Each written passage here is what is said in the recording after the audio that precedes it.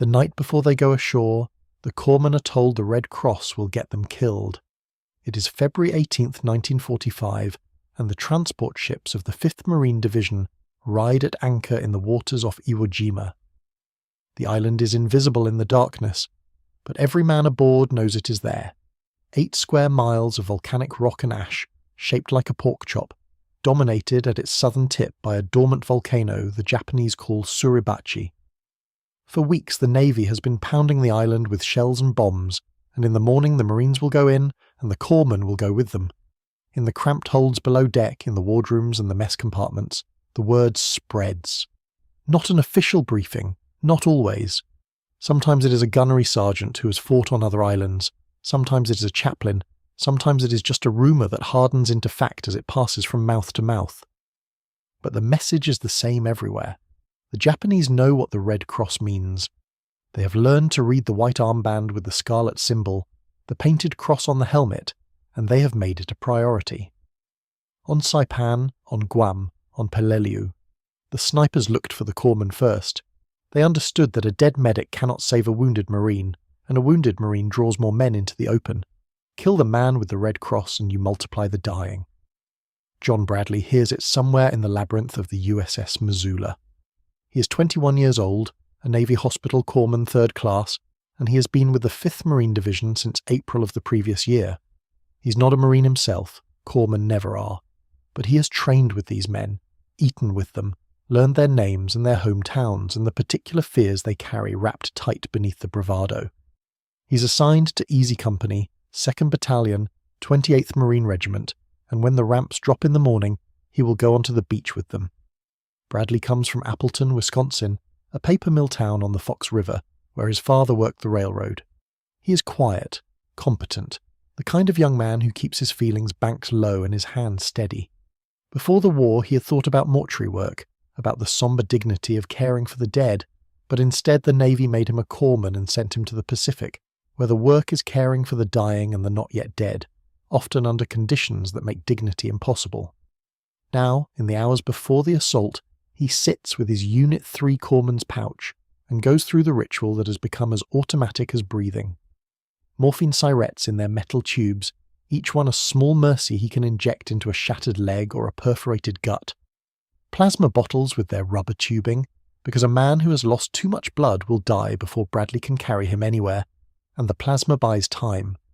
Battle dressings, thick pads of sterile gauze, and rolls of bandage, sulphur powder to pour into wounds, white and bitter smelling, the only antibiotic they have in the field. Tourniquets made of canvas and wood, designed to be tightened until the blood stops, even if it means the limb never works again. He reorganizes everything by touch, memorizing the location of each item so that when the chaos comes, and the chaos always comes, his hands will know where to go even if his mind is somewhere else, even if he is crawling through mortar fire toward a screaming man whose face he cannot see. The other corpsmen in Easy Company are doing the same thing. Clifford Langley, whom everyone calls Doc Langley, checks his own kit and says little. They have all heard the stories, they know what is coming.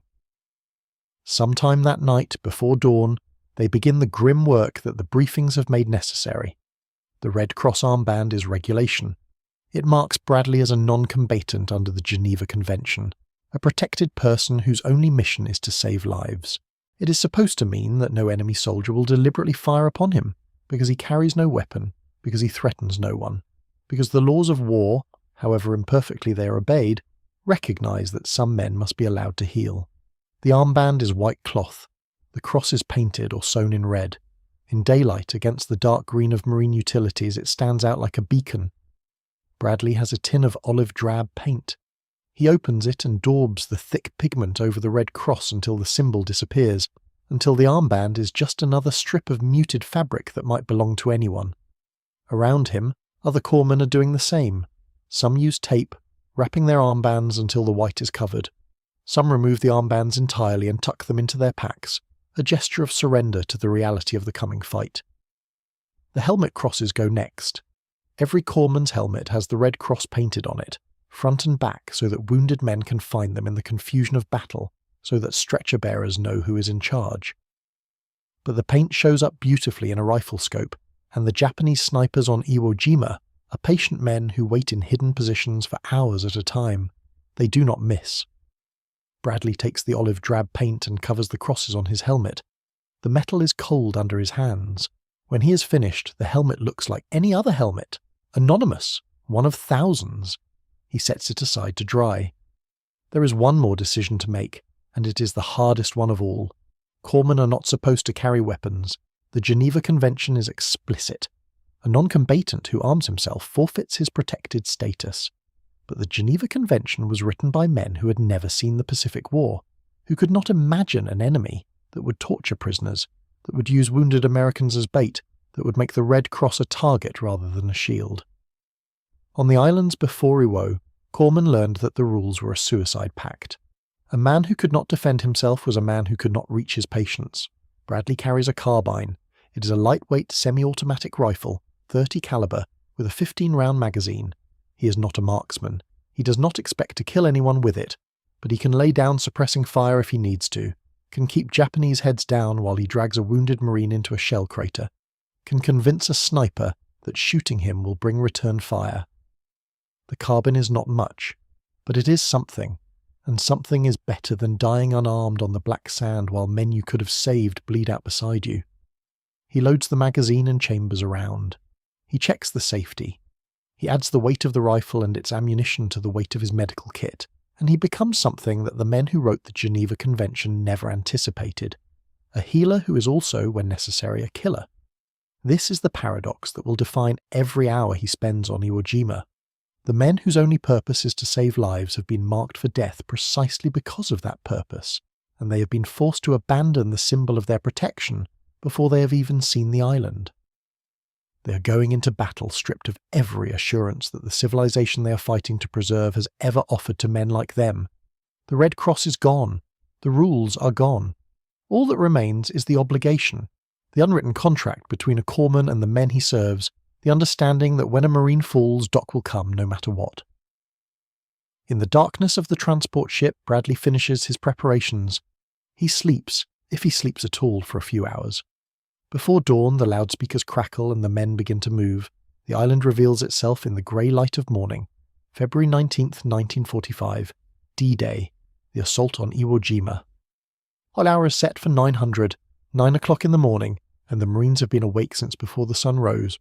They eat breakfast, steak and eggs, the traditional pre-invasion meal, food that sticks to the ribs and provides energy for the hours ahead. Some men cannot eat. Some men eat everything and ask for more. Bradley eats what he can and says little.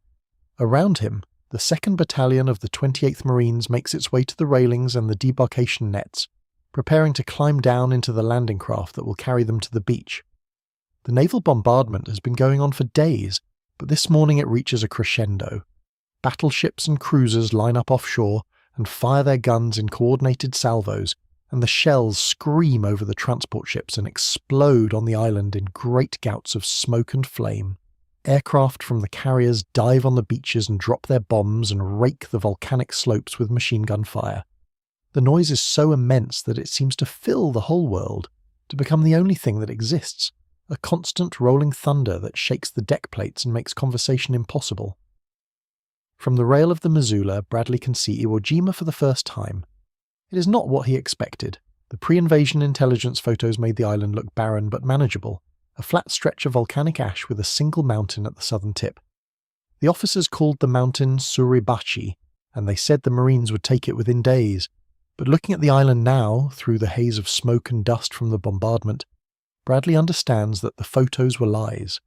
The beaches are black, not brown, not grey, but black, the colour of volcanic cinders, the colour of something that has been burned. Beyond the beaches, the terrain rises in a series of terraced ridges, each one higher than the last, each one studded with scrubby vegetation that could hide a battalion. Suribachi itself looms at the southern end like a wall 500 feet high, its slopes scarred by erosion and pocked with caves. The intelligence reports said there might be 10,000 Japanese defenders on the island. Later, the Marines will learn there were 21,000. At 8:59, 1 minute ahead of schedule, the first wave of Marines hits the beach. Bradley is not in the first wave. He is with the 9th wave, which means he watches the earlier landing craft go in, watches them beach on the black sand and drop their ramps and disgorge their men. From a distance, it looks almost peaceful. The Marines run up the beach and disappear beyond the terraces, and for a moment there is no firing, no explosions, nothing but the continuing roar of the naval guns. The Japanese are waiting. They have been waiting for months, ever since they understood that the Americans would come for Iwo Jima. General Tadamichi Kuribayashi, the commander of the island's defences, is a brilliant strategist who has studied the American way of war and designed his fortifications to counter it. He knows the Americans will bombard the beaches from the sea and from the air, so he has buried his men in tunnels and bunkers where the shells cannot reach them. He knows the Americans will land in waves and push inland, so he has positioned his artillery to cover every inch of the invasion beaches, has zeroed in his mortars on specific grid squares, has given his men orders to hold their fire until the beaches are crowded with targets. The first Marines reach the first terrace, and the island explodes. Mortar rounds begin to fall on the beaches in a continuous rain. Artillery shells scream in from positions hidden on Suribachi and in the ridges to the north. Machine guns open up from pillboxes buried so deep in the sand that the naval bombardment never touched them. The Marines who are running up the beach are suddenly falling, stumbling, diving for cover that does not exist on the open volcanic flats.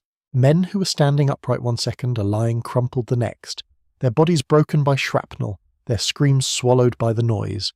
And the corpsmen begin to earn their pay. Bradley's wave goes in. The landing craft scrapes against the bottom and the ramp drops, and he runs, or tries to run, onto the black sand of Green Beach. The sand is impossible. The pre-invasion reports described it as firm, suitable for vehicles, a surface that would support tanks and trucks and the heavy equipment the Marines need to take the island. The reports were wrong. The volcanic ash is coarse and loose, and it shifts under every footstep like dry snow. Bradley's boots sink past his ankles, and every step requires an effort that burns his thighs and leaves him gasping.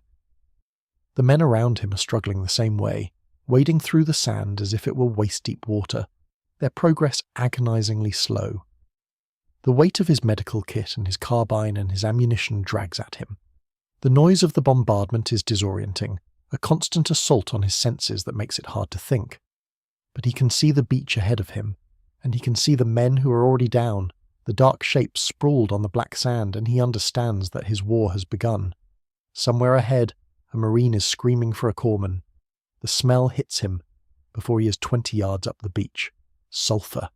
The island reeks of it, the sharp, acrid stench of volcanic gases seeping up through the porous rock. It mingles with the smells of cordite and burning diesel and blood, and it will stay with Bradley for the rest of his life, that sulphur smell, the smell of Iwo Jima. He crests the first terrace and finds himself in a moonscape. The ground is scarred with craters from the naval bombardment, and the craters are already filling with wounded men, Marines who have crawled or been dragged into whatever cover they can find. The Japanese fire is coming from everywhere, from Suribachi to the south, from the ridges to the north, from positions that seem to be directly beneath the sand. Bradley drops into a crater and begins to work. The first man he reaches has a sucking chest wound. A piece of shrapnel has punched through his ribcage and punctured his lung, and every breath he takes draws air into his chest cavity and collapses the lung further. Bradley's hands find the wound by feel, and he slaps a battle dressing over it and tapes it down, sealing the hole so the air cannot enter. He checks the man's airway, checks his breathing, feels for the pulse at his throat. The Marine is alive, but barely. He needs surgery, needs a hospital, needs to be evacuated to one of the ships offshore where the doctors are waiting. But there is no way to evacuate anyone right now. The beach is a killing field. Bradley gives the man a morphine syringe, the metal tube cold in his fingers, the needle sliding into the arm with practiced ease. He marks the time on the man's forehead with a grease pencil, M with the hour noted, so that whoever treats him next will know how much morphine he has already received. Then he moves on. The next man has lost most of his left leg below the knee. The tourniquet is already on. The Marine put it on himself one-handed before he lost consciousness, but it is too loose, and the blood is still pumping out in rhythmic spurts that match his heartbeat. Bradley tightens the tourniquet until the bleeding stops, even though he knows it means the leg is gone forever, even though he knows the man will wake up a cripple. Better a cripple than a corpse. The next man is dead. There is nothing to be done. Bradley moves on. The black sand is everywhere. It gets into everything. Into Bradley's eyes, into his mouth, into the wounds he's trying to treat. It clings to blood and makes the bandages gritty. It shifts under his knees when he tries to kneel over a patient, threatening to bury him in a shallow grave. The Japanese have planted the beaches with mines, and some of the men Bradley sees are not casualties of bullets or shrapnel, but of explosions that came up from beneath, that tore through their boots and their legs without warning. He cannot help them all. He cannot help most of them. There are too many. By midday of February 19th, the beaches of Iwo Jima are a charnel house. The 5th Marine Division has landed on Green Beach and Red Beach, the westernmost of the invasion zones, and they are supposed to cut across the narrow waist of the island and isolate Suribachi from the rest of the Japanese defences. But the casualties are so heavy that by afternoon the Division Reserve, the 26th Marine Regiment, has to be committed, thrown into the fight because there are not enough able-bodied men left in the forward battalions. Bradley and the other corpsmen of the 2nd Battalion, 28th Marines, work without stopping. They crawl across open ground under fire, drag wounded men into shell holes, pour sulphur powder into gaping wounds, tie off arteries with their bare hands. They shout for litter bearers who cannot reach them. They mark the dead and move on. The unwritten contract holds. When a Marine calls for Doc, Doc comes. No exceptions. No hesitations. The carbine stays slung across Bradley's back, unused, because his hands are always full of bandages, of plasma bottles, of the broken bodies of men he has trained with and lived with and called friends. Clifford Langley works beside him on the beach, another corpsman from Easy Company, another man who has painted over his red cross and carries a weapon he hopes he will not need. They do not speak much. There is no time for speaking. They communicate in glances, in gestures, in the shorthand of men who understand each other's work. When one of them runs out of bandages, the other shares. When one of them cannot reach a wounded man, the other tries. They are a team, and the team's only purpose is to keep as many Marines alive as possible. The weight of the corpsman's load becomes apparent as the hours pass. Bradley carries everything a man might need to save a life in the field, and he carries it on his body, and his body is not built for the terrain of Iwo Jima. The black sand drags at his boots. The sulphurous air burns his lungs. The constant crouching and crawling and lifting tears at his muscles. By the end of the first day, he is exhausted in a way that sleep will not cure, his hands shaking from the adrenaline and the effort, his mind crowded with the faces of the men he has treated. The morphine syrettes are running low. Each syrette contains a single dose, enough to dull the worst of the pain for a few hours, and Bradley has used them freely because the pain on this island is immense, and the men deserve whatever mercy he can give them. But there are only so many syrettes in his pouch, and there are only so many in the battalion, and if the fighting goes on like this, and it will go on like this, he understands now for days and weeks to come, there will not be enough. The plasma is harder to administer than the morphine. It requires a needle in a vein, a bottle held overhead, time for the fluid to drip into the body and replace what has been lost. On the beach, under fire, Bradley has learned to do this faster than he ever thought possible.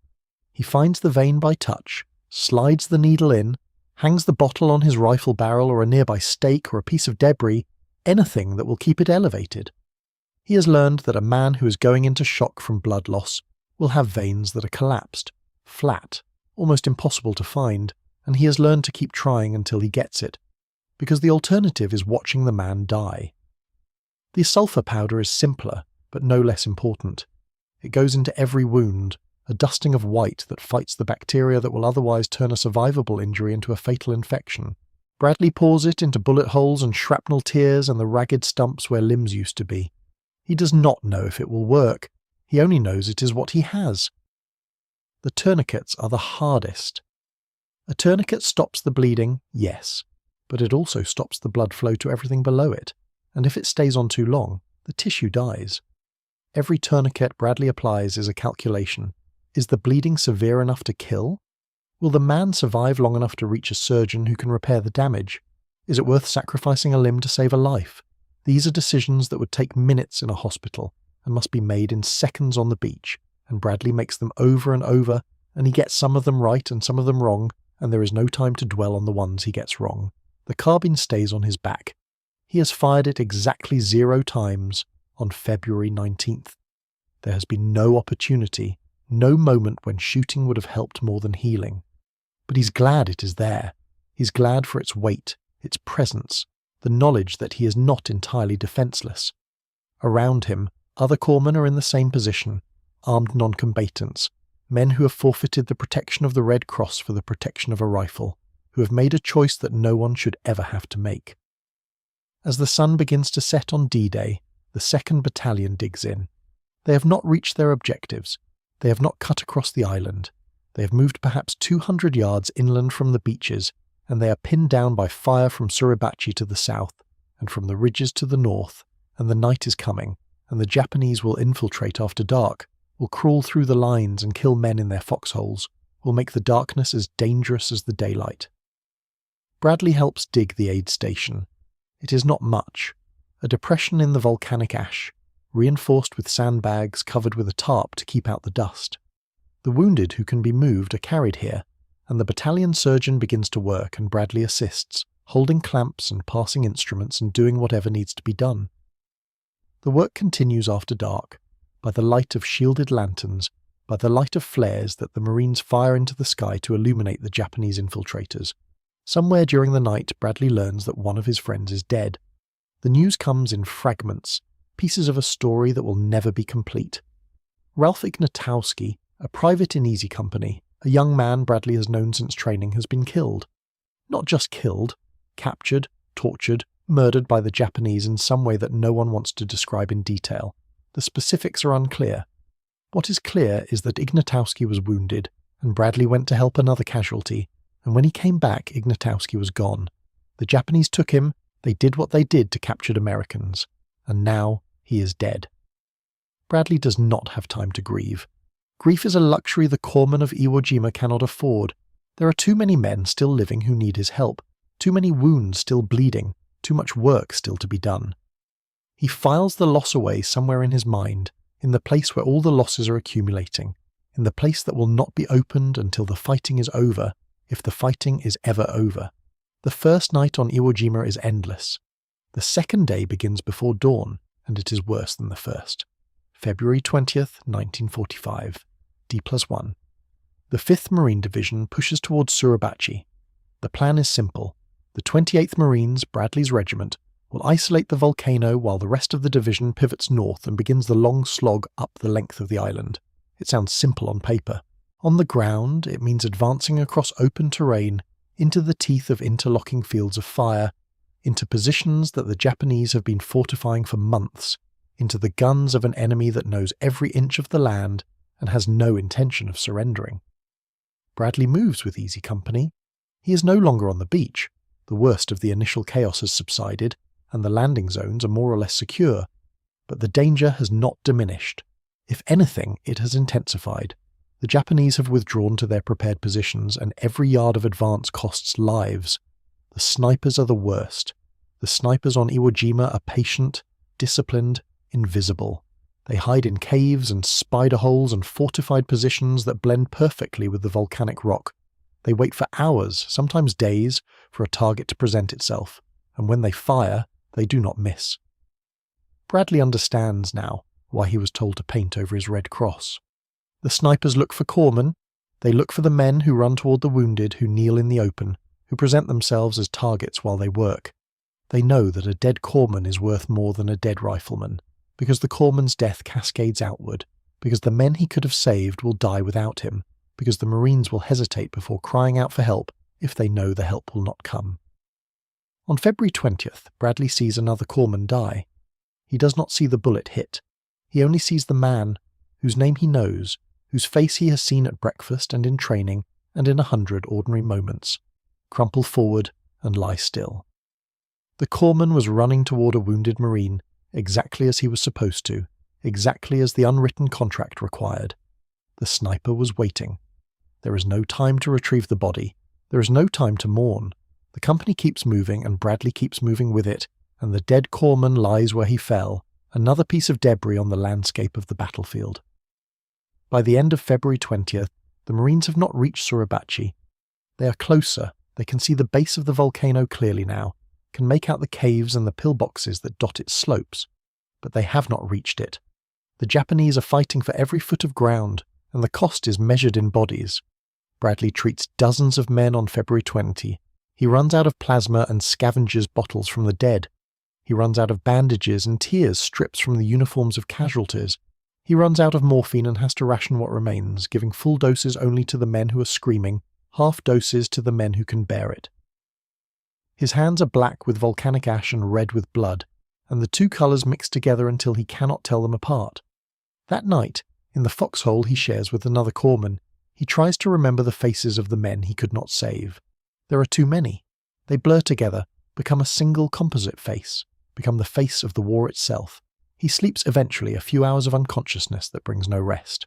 February 21, 1945. D+2. The day John Bradley earns the Navy Cross. The details will be recorded in the official citation, will become part of the permanent record of the United States Navy, will be read aloud at ceremonies and printed in newspapers and preserved for history. But the official language cannot capture what it felt like to be there, what it felt like to see the wounded man lying in the open, what it felt like to understand that going to him meant almost certain death. A Marine infantryman has been hit. He is lying in an exposed position, in full view of the Japanese lines, in a spot that is covered by machine guns and mortars and snipers. He is alive, but he will not be alive for long. He needs plasma immediately, needs it to replace the blood that is draining out of him, needs it to keep his heart pumping and his brain functioning until someone can get him to a surgeon. Bradley as the corpsman, Bradley as Doc. The unwritten contract is clear. He does not hesitate. He does not calculate the odds. He runs. The Japanese open fire. Mortar rounds begin to fall around him, the explosions throwing up geysers of black sand. Machine gun bullets crack past his head, close enough that he can feel the wind of their passage. He's running across open ground, his medical kit banging against his hip, his boots slipping in the volcanic ash, and the whole weight of the Japanese defences is focused on him, on this single man who is trying to reach a single wounded Marine. He reaches the man, he drops beside him. The fire does not stop. Bradley assesses the wound in seconds. Blood loss, massive, shock, imminent, plasma, required. He tears open his kit and finds the bottle and the tubing and the needle, and he searches for a vein while the ground shakes around him, while the bullets snap overhead, while the mortars walk closer and closer. He finds the vein. He slides the needle in. He holds the bottle up with one hand and shields the wounded man's body with his own. The plasma begins to drip. He stays there, in the open, under fire, for as long as it takes. He does not know how long that is. Time has stopped meaning anything. There is only the wounded man and the plasma, and the need to keep them both alive, to keep the fluid flowing until the bleeding slows, until the shock recedes, until someone can come and help him move the casualty to cover. Eventually help comes. Litter bearers reach them, or other Marines provide covering fire, or the Japanese shift their attention elsewhere. The details are lost in the fog of combat. What matters is that Bradley saves the man's life. What matters is that he runs into certain death and comes out the other side, and the Marine he went to help comes out with him. The Navy Cross is the second highest decoration for valour awarded by the United States Navy. It is given for extraordinary heroism in combat, for actions that go beyond the call of duty, for courage that defies explanation. John Bradley received it for what he does on February 23rd, 1945, for those minutes in the open on Iwo Jima, for the decision to run when every instinct screamed to stay down. He does not feel heroic. He does not feel extraordinary. He feels only the weight of the men he has saved and the heavier weight of the men he has not, the faces that accumulate in his memory, the names that he will carry for the rest of his life. Ignatowski, the corpsman who died running to a casualty, the Marine with the sucking chest wound who was alive when Bradley left him, and dead when the litter bearers finally reached him, the man whose leg he tourniqueted too late, who bled out in the shell crater despite everything Bradley could do, the man whose name he never learned, whose face he never saw, who was already dead when Bradley reached him and turned him over, the men he could not save. The black sand takes them all. The black sand takes everything. The blood, the bodies, the morphine syrettes and the plasma bottles and the bandages that Bradley has used by the hundreds. The sulphurous ground of Iwo Jima absorbs the debris of the battle, and the wind fills in the craters, and the fighting continues. 2 more days until Suribachi. 2 more days of crawling through the volcanic ash, of treating wounds under fire, of watching men die despite his best efforts. 2 more days of the Red Cross that no longer exists, of the protection that was never real, of the obligation that cannot be refused. In the shadow of the volcano, John Bradley keeps working. The wounded call for Doc, and Doc comes. He always comes. The volcano watches. That is the first thing Bradley understands when the sun finally sets on February 19th, 1945, and the firing does not stop. Suribachi is a presence, not merely a landmark, a hulking mass of volcanic rock that rises 556 feet above the invasion beaches, its slopes honeycombed with tunnels, its observation posts tracking every American movement below. The Japanese defenders on that mountain can see the whole of Green Beach. They can see the craters where Marines have dug in for the night. They can see the aid stations where corpsmen are working by the dim glow of shielded flashlights. They can see Bradley. The 28th Marines have their orders now. While other regiments push north into the main Japanese defences, the men of the 28th will cut across the island's narrow neck, 750 yards of open ground, and isolate Suribachi from the rest of the garrison. Then they will take the mountain itself. Colonel Harry Liversedge commands the regiment. Lieutenant Colonel Chandler Johnson commands Bradley's battalion, the 2nd. Johnson is a hard man, a career Marine who has seen enough combat to know what this objective will cost. He does not sugarcoat the assignment. Suribachi is defended by approximately 2,000 Japanese troops. The mountain has been fortified for months, its caves and tunnels stocked with ammunition and supplies, its gun positions sighted with lethal precision. The Americans will have to take it yard by yard, pillbox by pillbox, cave by cave. Bradley digs his foxhole that first night with his bare hands and his entrenching tool, scooping the black volcanic ash into a parapet that will not hold shape, that slides and shifts with every movement. The ash is warm beneath his fingers, heated by the volcanic fires that burn somewhere deep below Iwo Jima's surface. The smell of sulphur is constant, mixing with the cordite and the blood, and the particular stench of bodies that have lain too long in the sun. He cannot dig deep enough to feel safe. No one can. The ground is too loose, too unstable, and the Japanese mortars can find any position, no matter how well concealed. Safety is an illusion on Iwo Jima. Bradley stopped believing in it somewhere around the 3rd or 4th casualty he treated on D-Day. The darkness brings no relief. Flares arc into the sky from Suribachi, white and amber pyrotechnics that turn the night into a shifting landscape of harsh light and deeper shadow. The Japanese use the flares to coordinate their fire, to spot American positions, to illuminate targets for their mortars and artillery. From the northern end of the island, where the main Japanese defences are concentrated, heavy guns open up in response to some signal Bradley cannot perceive. American naval guns answer from the ships offshore, and American artillery ashore joins the barrage, and for hours the night is filled with the thunder of competing bombardments, the whistle and crash of incoming rounds, the constant background noise of a battle that refuses to pause for darkness. Bradley lies in his foxhole and listens to the sounds and tries to rest. Sleep is impossible. The shelling is too constant, too close. Every few minutes another round lands somewhere nearby, close enough to shake the ground, close enough to shower his position with ash and debris. He hears men calling out in the darkness, wounded men, frightened men, men who have lost their bearings and cannot find their units. He hears the crack of rifle fire as Marines engage Japanese infiltrators. The enemy sends small groups through the lines at night, probing for weak points, looking for opportunities to kill Americans in the darkness. Every shadow could be an enemy. Every sound could be a threat. The Marines have learned to challenge first and shoot fast because hesitation at night on Iwo Jima can be fatal. He thinks about the men he has treated today. He does not want to think about them, but the faces come anyway.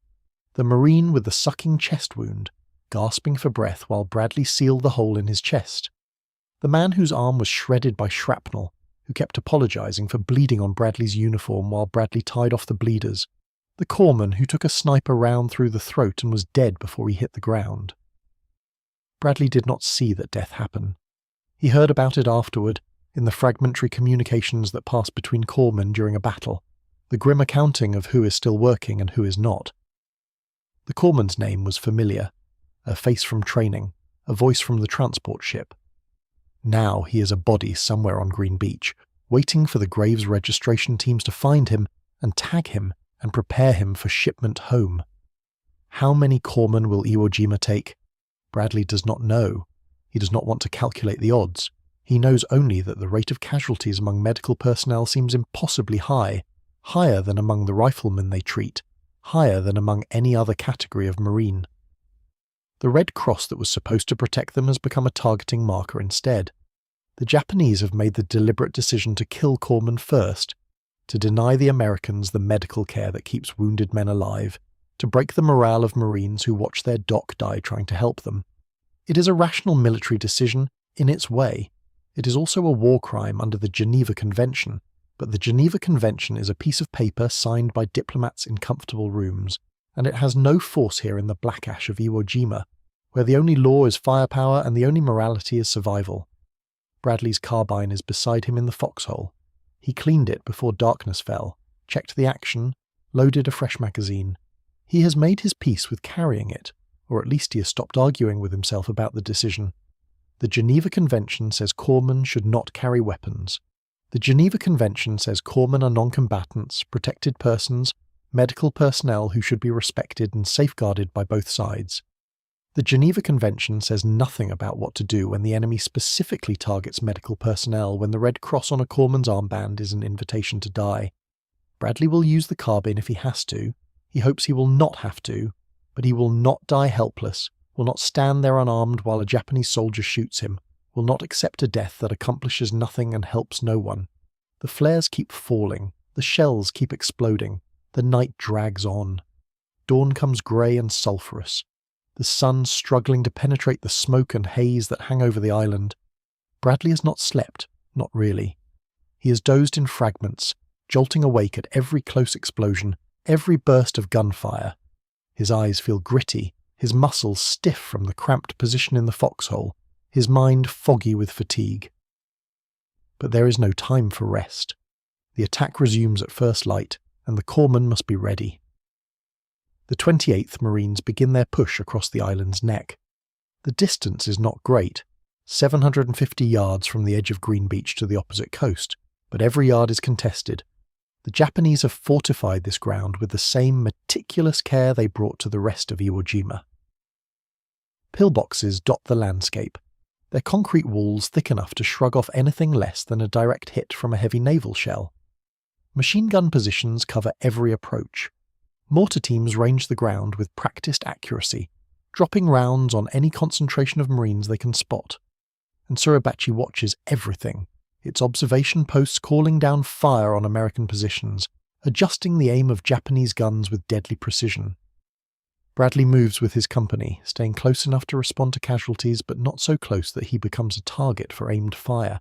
The distinction is meaningless in practice. The Japanese mortars do not aim at individuals, they aim at areas, and when a barrage lands it kills everyone within the blast radius regardless of their role. But the habit of movement is ingrained now, the instinct to stay low and keep moving and never present a stationary target. He crosses a stretch of open ground at a sprint, his medical kit bouncing against his hip, his carbine clutched in his hand. A mortar round lands 30 yards to his left and he does not stop, does not flinch, does not break stride. The fragments whistle past and he keeps running, and then he is in the cover of a shell crater and he is still alive, and that is all that matters. The first casualty of the day is a Marine who has taken shrapnel to the abdomen. Bradley slides into the crater where the man lies and sees immediately that this one is bad. The shrapnel has torn through the belly wall, and intestines are visible through the wound, glistening and grey. The Marine is conscious, which is almost worse. He can see what has happened to him, can feel the damage, can understand that this wound may be unsurvivable. Bradley goes to work anyway. Abdominal wounds require sulphur powder to prevent infection, bandages to cover the exposed organs, morphine to manage the pain, and evacuation as fast as humanly possible. He has no way to repair this damage in the field. The best he can do is stabilise the man long enough for the litter bearers to carry him to the aid station, where the surgeons will decide if he can be saved. He pours sulphur into the wound, packs it with bandages, administers morphine. The Marine's eyes are glazed now, the drug taking the edge off the agony, but he is still conscious, still aware. He grabs Bradley's arm with a grip that is surprisingly strong for a man who is bleeding to death. "Doc," he says, "don't leave me here." Bradley meets his eyes. "You're going to the aid station," he says. "The litter bearers are coming. You're going to make it." He does not know if this is true. He suspects it is not. But he says it anyway, because hope is the only thing he can offer this man now, and false hope is better than no hope at all.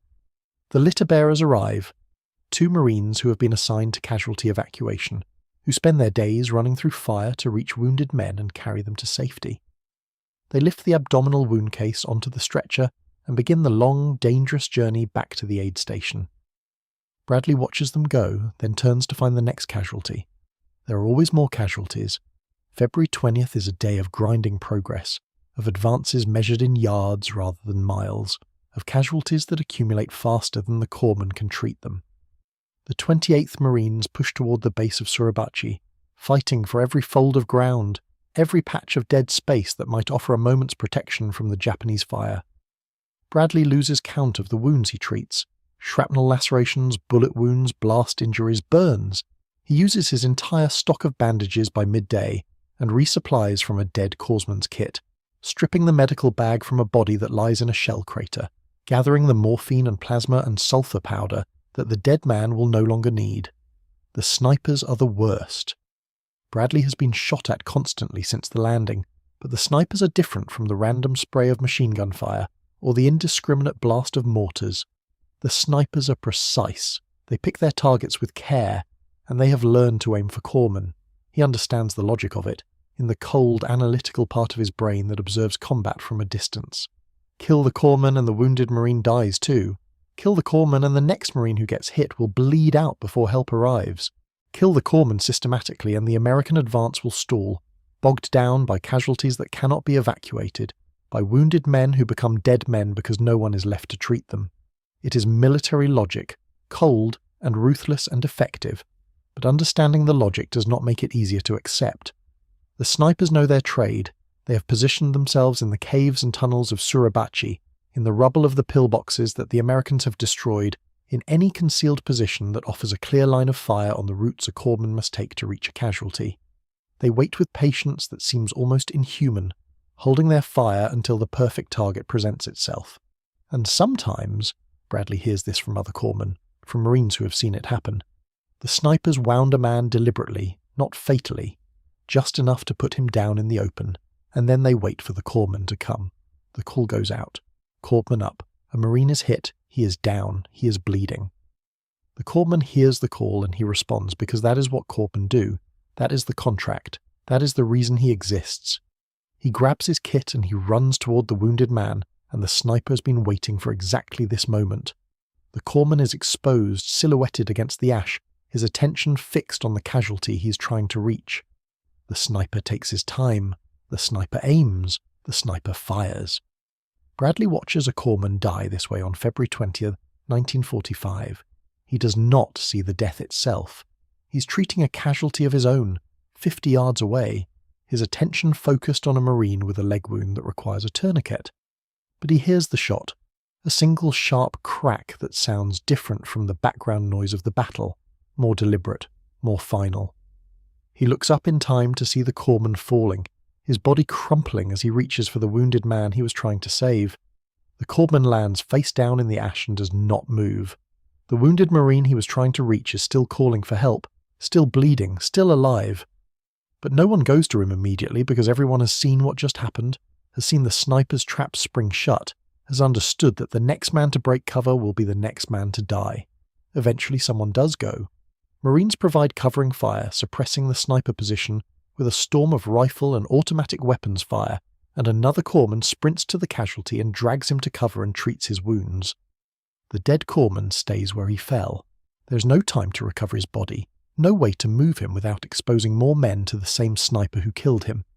The ash begins to cover him, the black volcanic sand drifting over his uniform and his kit and his painted-over red cross, the island already beginning the process of burial. Bradley goes back to work. He has no other choice. The casualties keep coming, and the corpsmen keep responding, and the snipers keep shooting, and the calculus of death continues. 209 Navy corpsmen and surgeons will die on Iwo Jima by the time the battle ends. 850 more will be wounded. The casualty rate among medical personnel is higher than among the infantry, higher than among any other category of American combatant on the island.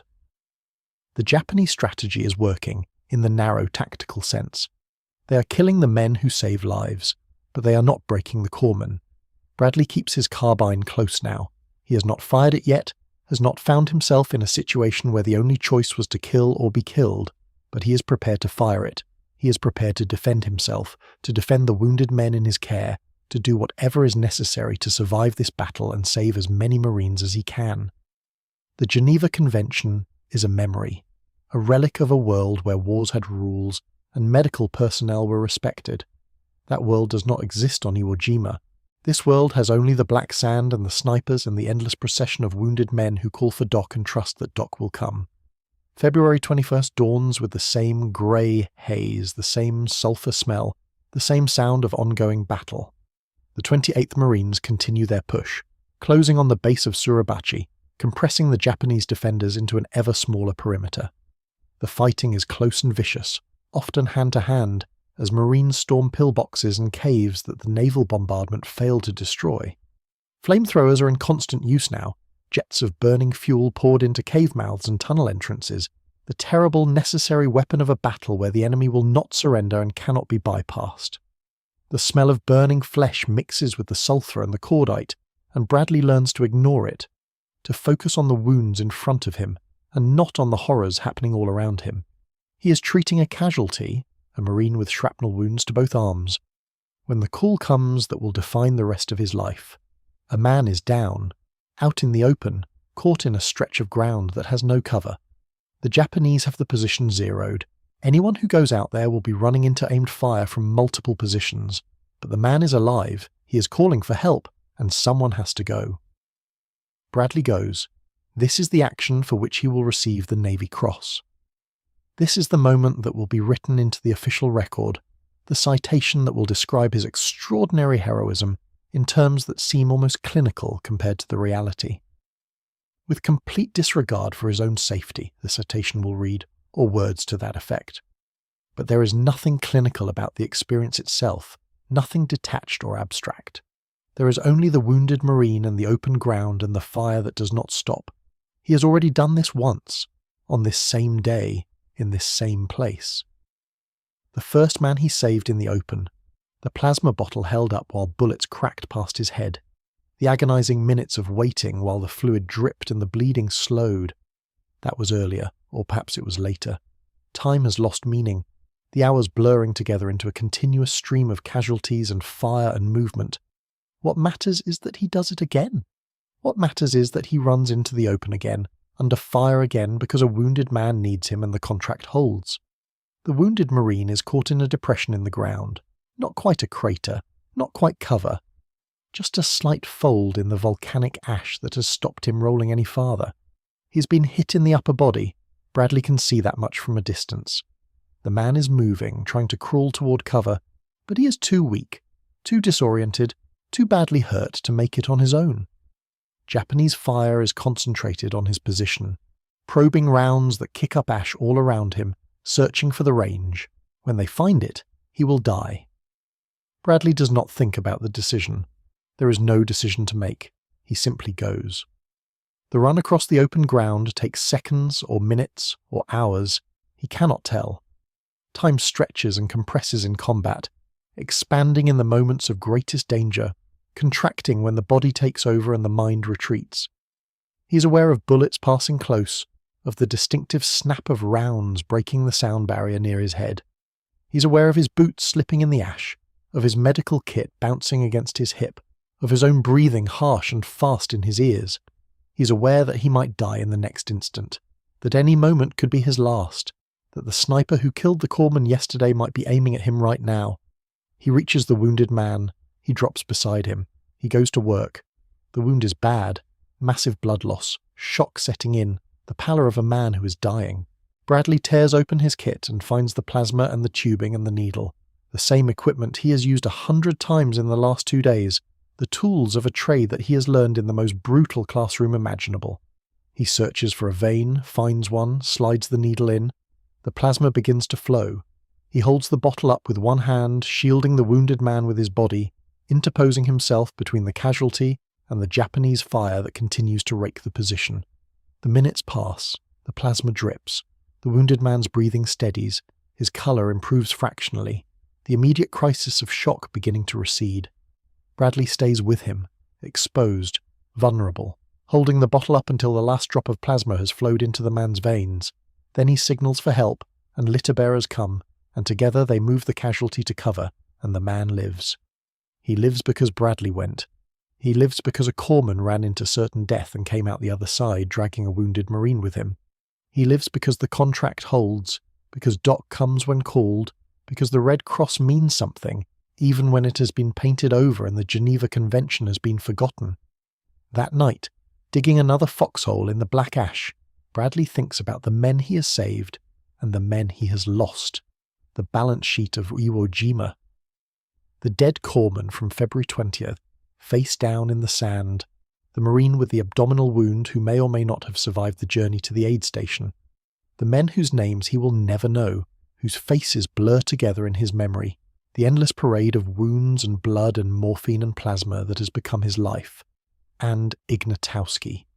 Ralph Ignatowski, Iggy, the Marine from Easy Company who was captured on D-Day and who did not come back. Bradley has heard the rumours now, has pieced together fragments of information from the Marines who survived the first day's fighting. Iggy was taken alive. Iggy was pulled underground, into the tunnel system that honeycombs Iwo Jima, into the darkness where the Japanese wait. What happened to him there is the subject of whispered speculation, of horror stories that the men tell each other in the foxholes at night. Bradley does not want to believe the stories. He cannot afford to believe them, because if he believes them he will have to carry that knowledge with him for the rest of his life, will have to live with the image of his friend dying slowly in the darkness below Iwo Jima. But he knows they are true. Somewhere in the back of his mind, in the place where he keeps the memories he cannot face, he knows what the Japanese did to Iggy. He will carry that knowledge forever. He will try to block it out, to forget, to move past the horror of it. But it will stay with him, surfacing in nightmares and flashbacks and the moments of silence when the memories return unbidden. Years later, decades later, he will tell his son, "I have tried so hard to block this out, to forget it. The Japanese had pulled him underground and tortured him."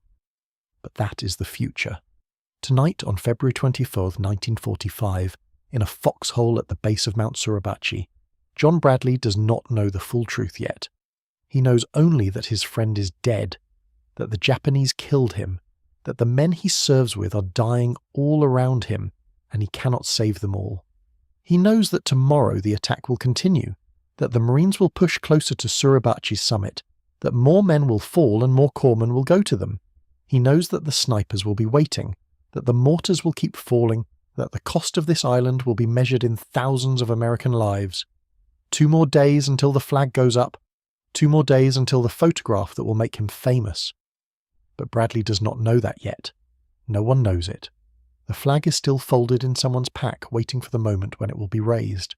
The photograph has not been taken, the image that will be printed in Sunday newspapers across America, that will become the most iconic photograph of the Second World War. Joe Rosenthal is somewhere on the island, or perhaps still on one of the ships offshore, his camera ready for the shot that will define his career, and Bradley is just a corpsman, one of hundreds, anonymous in the chaos of battle, doing his job and hoping to survive. In his foxhole he checks his medical kit. The supplies are running low again, bandages, morphine, plasma. He'll need to resupply tomorrow, scavenging from the aid stations or the dead or wherever he can find the equipment he needs to keep treating casualties. The demand never stops. The wounded never stop coming. The island takes and takes and takes, and Bradley gives and gives and gives, and somewhere in that exchange the battle continues, inch by bloody inch, toward the summit of Suribachi. The flares are rising again, white and amber against the darkness. The shells are falling again, the Japanese barrage answered by American guns. Somewhere in the tunnels beneath the mountain, 2,000 defenders are waiting, preparing for another day of killing, sharpening their bayonets and checking their ammunition, and steeling themselves for the fight that will come with the dawn. And Bradley waits with them, not in the tunnels, but in his foxhole, in the black sand, in the shadow of the volcano that watches everything. He waits for morning, for the next casualty, for the next call that will send him running into fire. He waits because that is what corpsmen do. They wait and they go, and they save who they can, and they carry the rest with them forever. The contract holds. Dock comes when called. The night passes in fragments. Sleep comes in snatches of 10 minutes, 15, broken by the crack of a rifle or the thump of a mortar round finding its target somewhere in the darkness. Bradley lies in his foxhole with his carbine across his chest and his medical bag wedged against his hip, and he does not dream. The exhaustion is too deep for dreams. When he closes his eyes, there is only blackness, and when he opens them again, the blackness is the same. The sky above Iwo Jima, starless behind the smoke, lit only by the flares that rise and fall like dying suns. Dawn comes grey and sullen on February 22nd.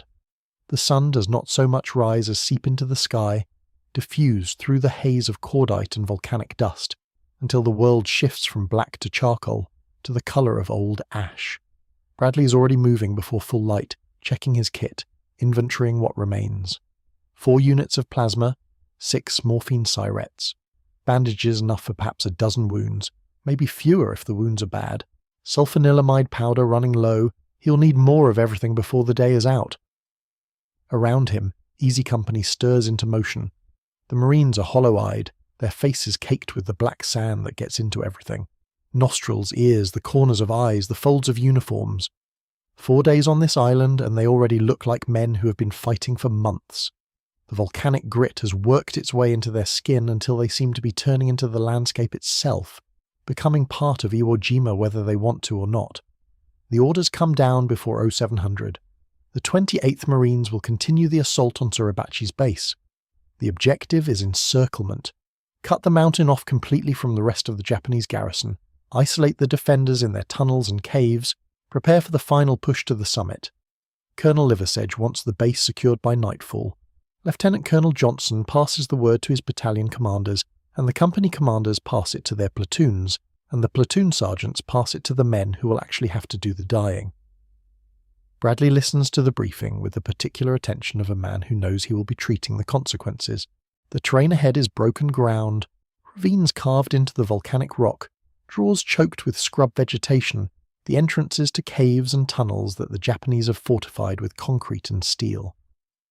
The pillboxes ring the mountain's base like a necklace of death, 70 of them according to intelligence, each one a miniature fortress with interlocking fields of fire. The Marines will have to take them one by one, with flamethrowers and demolition charges and the brutal arithmetic of close combat. He checks his plasma units again. 4 is not enough. It will never be enough. The assault begins at 0730. Easy Company moves forward in a staggered line. The men spread out to minimise casualties from the mortar fire that begins almost immediately. The Japanese gunners on Suribachi have had 4 days to calibrate their weapons, 4 days to mark the distances and adjust their aim, and they drop their rounds with terrible precision into the advancing Marines. The first casualty comes within minutes, a private from the weapons platoon, hit in the shoulder by a fragment that tears through muscle and lodges against bone. Bradley reaches him in 30 seconds, sliding the last few yards through the black sand, and he has the wound packed and bandaged in under 2 minutes. The Marine can still walk. He stumbles toward the rear, toward the aid station, while Bradley moves on. The second casualty is worse. A sergeant, one of the veterans who survived Saipan and Tinian, catches a burst from a machine gun nest hidden in a fold of volcanic rock. The rounds stitch across his chest and abdomen, and by the time Bradley reaches him, the sand beneath his body is turning dark with blood. Bradley drops beside him, fingers finding the wounds by touch, counting them. 3 entrance wounds, maybe 4, the damage too extensive for field treatment. The sergeant's eyes are open, staring at the grey sky, and his mouth moves but no words come out. Bradley reaches for a morphine syrette, slides the needle into the man's arm, depresses the plunger. The sergeant's face relaxes slightly. His breathing slows. Bradley stays with him for 30 seconds, 45, and then another shout comes from ahead. "Corpsmen up!" And he has to go. This is the rhythm of the day. The call comes, and Bradley goes. He moves through the broken terrain like a man navigating a maze, staying low, using every fold of ground for cover, timing his sprints between the bursts of machine gun fire. The Japanese gunners know their craft. They fire in patterns, 3-second bursts with 2-second pauses, and Bradley learns to count the rhythm in his head. 1, 2, 3, pause, 1, 2, 3, pause, and to move during the silences. He reaches a Marine pinned in a shallow drawer, the man's leg shattered below the knee by a mortar fragment. The bone is visible through the torn flesh, white against red, and the Marine is screaming, a high, keening sound that seems to go on forever. Bradley gets the tourniquet on in under 15 seconds, cinching it tight above the wound, cutting off the arterial flow. The screaming stops, replaced by harsh, gasping breaths. Bradley administers morphine, checks the tourniquet tension, begins preparing the man for evacuation. "Doc," the Marine whispers. "Doc, am I going to lose it?" Bradley looks at the leg. The damage is catastrophic. The ankle is gone, the lower shin a ruin of splintered bone and shredded tissue. There is no saving it. The best the surgeons can do, if this man makes it to a hospital ship, is a clean amputation above the knee. "You're going to be fine," Bradley says. "We're going to get you out of here." It is not a lie, exactly. The Marine will probably survive. He will probably live a long life with one leg, will learn to walk with a prosthetic, will tell his children and grandchildren about the day he was wounded on Iwo Jima. But he'll never run again, never dance, never feel the sand between the toes of his right foot. Bradley knows this as he applies the dressing, as he signals for a stretcher team, as he prepares to move on to the next casualty. He knows it, and he does not say it, because saying it would not help. The truth can wait. Right now, the man needs hope more than honesty. The stretcher team arrives. 2 corpsmen from Battalion Aid, their faces as exhausted as Bradley's own. They load the wounded Marine with practiced efficiency, securing him to the canvas, lifting together, beginning the long carry back toward the beach. Bradley watches them go for 3 seconds, 4, and then the call comes again. "Corpsmen up." He goes. By mid-morning, Bradley has treated 11 casualties. He has used 2 of his 4 plasma units, 4 of his 6 morphine syrettes, and most of his bandages. His hands are red to the wrists, the blood of half a dozen men drying in the creases of his palms and under his fingernails. He no longer notices the smell, copper and iron and the faint sweetness of exposed tissue. It has become as natural as the sulphur stink of the volcanic rock, as unremarkable as the constant rumble of gunfire. The Marines are making progress. Yard by yard, pillbox by pillbox, they are closing the ring around Suribachi. The flamethrower teams lead the way, sending jets of burning fuel into the cave entrances and bunker apertures, and the demolition squads follow with satchel charges and TNT. The Japanese fight for every position, emerging from their holes to engage the Marines at close range, dying in place rather than retreating. The combat is intimate in a way that artillery barrages and naval bombardments could never be, men killing each other at arm's length, close enough to see the expressions on their enemies' faces. In a ravine near the base of the mountain, Bradley finds himself working within yards of an active firefight. The Marines have cornered a group of Japanese soldiers in a cave, and the exchange of fire is continuous. The sharp crack of M1 rifles answered by the lighter snap of Arisaka carbines, punctuated by the hollow thump of grenades. Bradley is treating a corporal who has been hit in the arm, a through-and-through wound that has missed the bone but nicked an artery. The blood is coming in spurts, bright and rhythmic, and Bradley clamps the vessel with a hemostat while the battle rages 3 yards away. "Hold still," he says to the corporal. "I need you to hold still." The corporal is staring at the cave entrance, at the muzzle flashes in the darkness, at the Marines crouched behind rocks and pouring fire into the hole. His arm is in Bradley's hands, but his attention is elsewhere. "They're coming out," he says. "Doc, they're coming out." Bradley does not look up. He ties off the artery, applies the dressing, wraps the wound tight. The gunfire reaches a crescendo behind him, a sustained roar that drowns out all other sound, and then it stops. Silence, sudden and absolute. Bradley finishes the bandage and turns. 3 Japanese soldiers lie in the ravine, their bodies crumpled in the positions where they fell. The Marines are approaching cautiously, rifles ready, checking for any sign of movement. One of the corpses stirs, a hand reaching toward a grenade on its belt, and a Marine fires twice, putting rounds into the body until it stops moving. "Clear," someone calls. Cave's clear. Bradley helps the corporal to his feet. The man's arm is useless now, but he can walk, can make his way back toward the aid station without assistance. Bradley watches him go, then turns toward the next sound of fighting. The afternoon brings no respite. The 28th Marines push forward through a landscape that seems designed by some malevolent architect specifically to kill American soldiers. Every ridge conceals a machine gun nest. Every cave mouth hides defenders who have been ordered to fight to the death and have every intention of obeying. The pillboxes are worse, concrete and steel, impervious to anything less than a direct hit from a naval shell. Their firing slits oriented to create overlapping fields of fire that leave no dead ground, no safe approach. Bradley loses count of the casualties he treats. 15, 20, 25. The numbers blur together as the hours pass. He's operating on instinct now, his hands moving through the motions of wound assessment and treatment without conscious thought. Tourniquet here, pressure dressing there, morphine for pain, plasma for shock, tag the man for evacuation and move on. The process has become mechanical, automatic, as natural as breathing. But beneath the mechanical efficiency, something else is accumulating. Every man Bradley treats leaves a residue, a face, a voice, a moment of eye contact that lodges in his memory and will not be dislodged.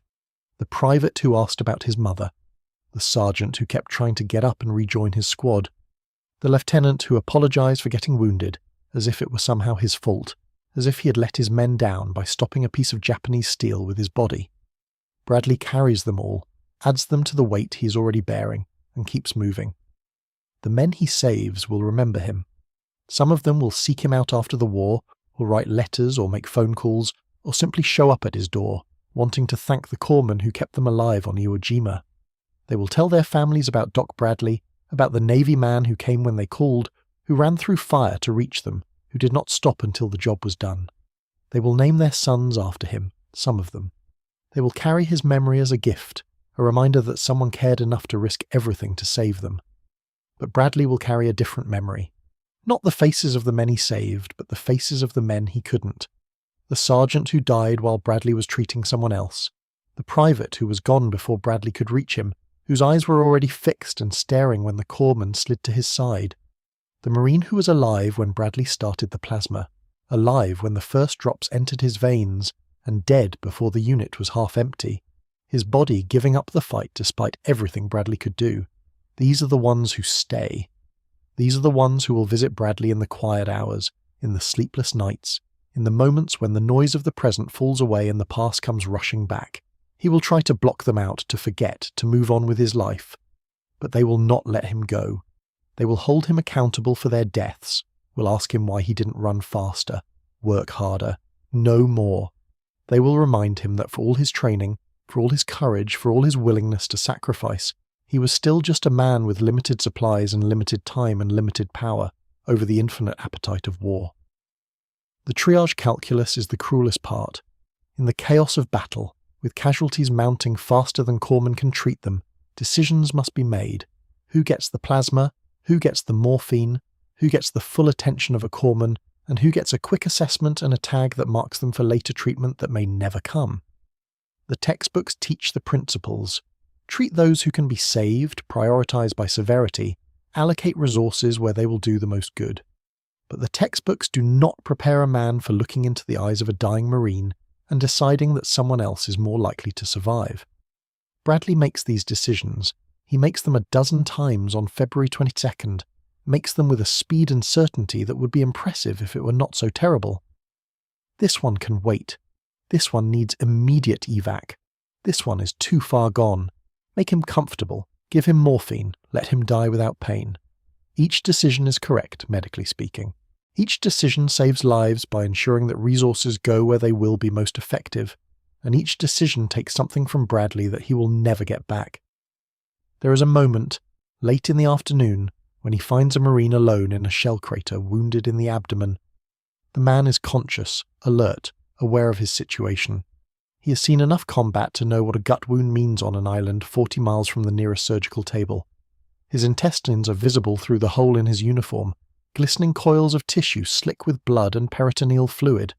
The wound is mortal. No amount of field treatment will change that. But the man is awake and afraid, and he reaches for Bradley's hand as the corpsman slides into the crater beside him. "Doc," he says, "how bad is it?" Bradley looks at the wound. He looks at the man's face.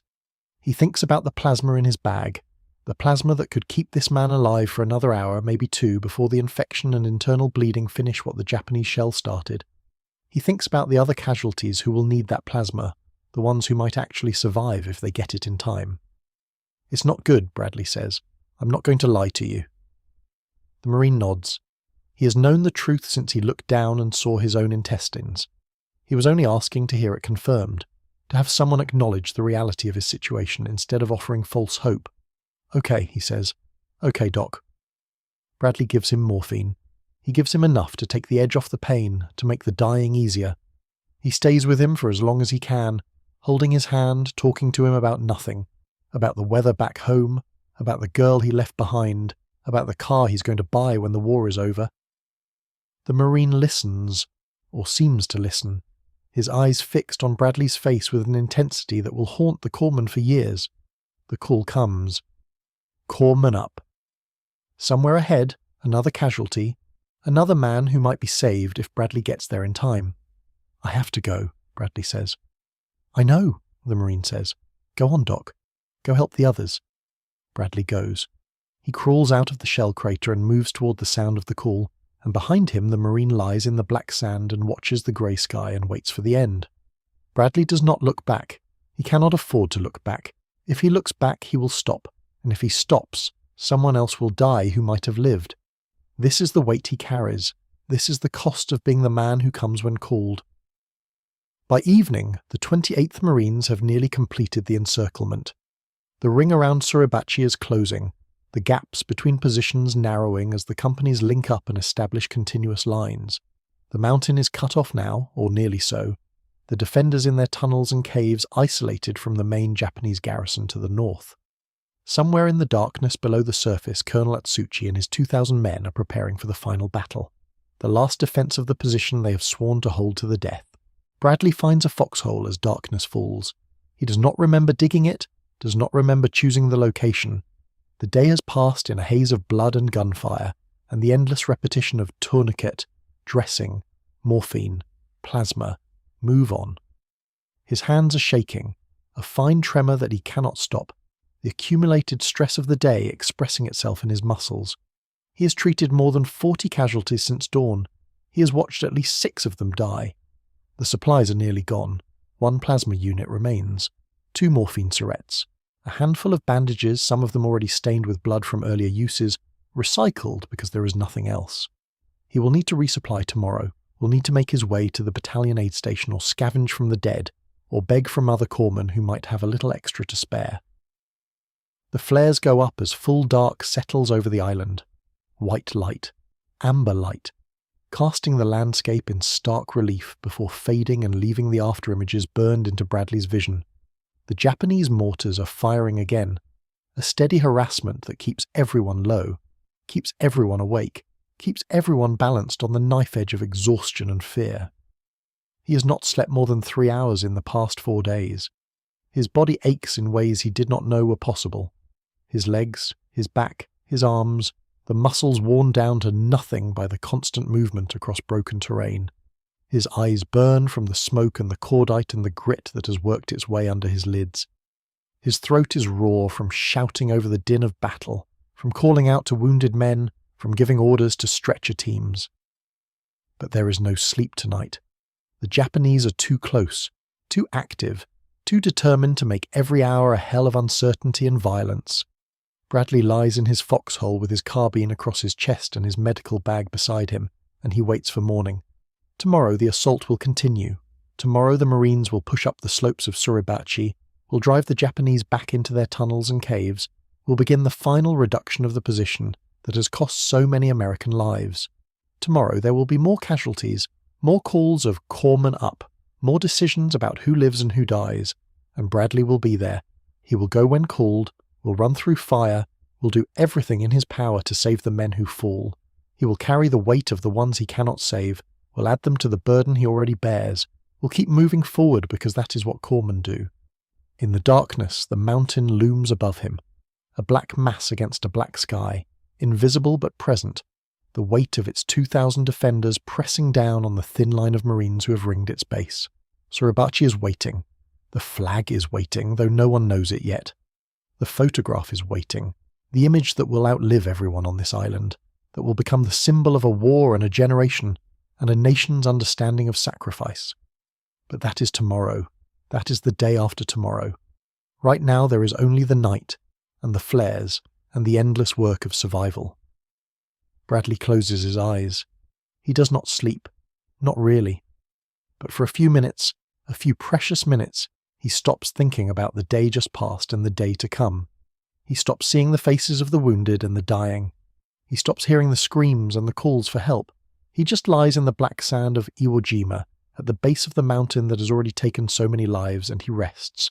The dawn will come soon enough. The battle will resume. The corpsmen will answer the call, but for now, in the darkness, there is silence. The silence does not last. At 500, the Japanese mortars open up again, a pre-dawn barrage that sends everyone deeper into their holes. Bradley presses himself against the black sand, feels it cold and gritty against his cheek, tastes sulphur on his lips. The shells walk across the Marine positions in a pattern that suggests the Japanese spotters on the mountain still have excellent observation, despite 4 days of naval bombardment, 4 days of airstrikes, 4 days of direct infantry assault. Suribachi's eyes are not yet closed. The barrage lifts after 20 minutes. Bradley checks himself. No wounds, no shrapnel, just the same accumulation of exhaustion and grime that has become his baseline condition. He checks his medical bag. The inventory has not improved overnight. 1 plasma unit, 2 morphine syrettes, bandages that he counted 3 times yesterday because counting them was the only thing that kept him from screaming.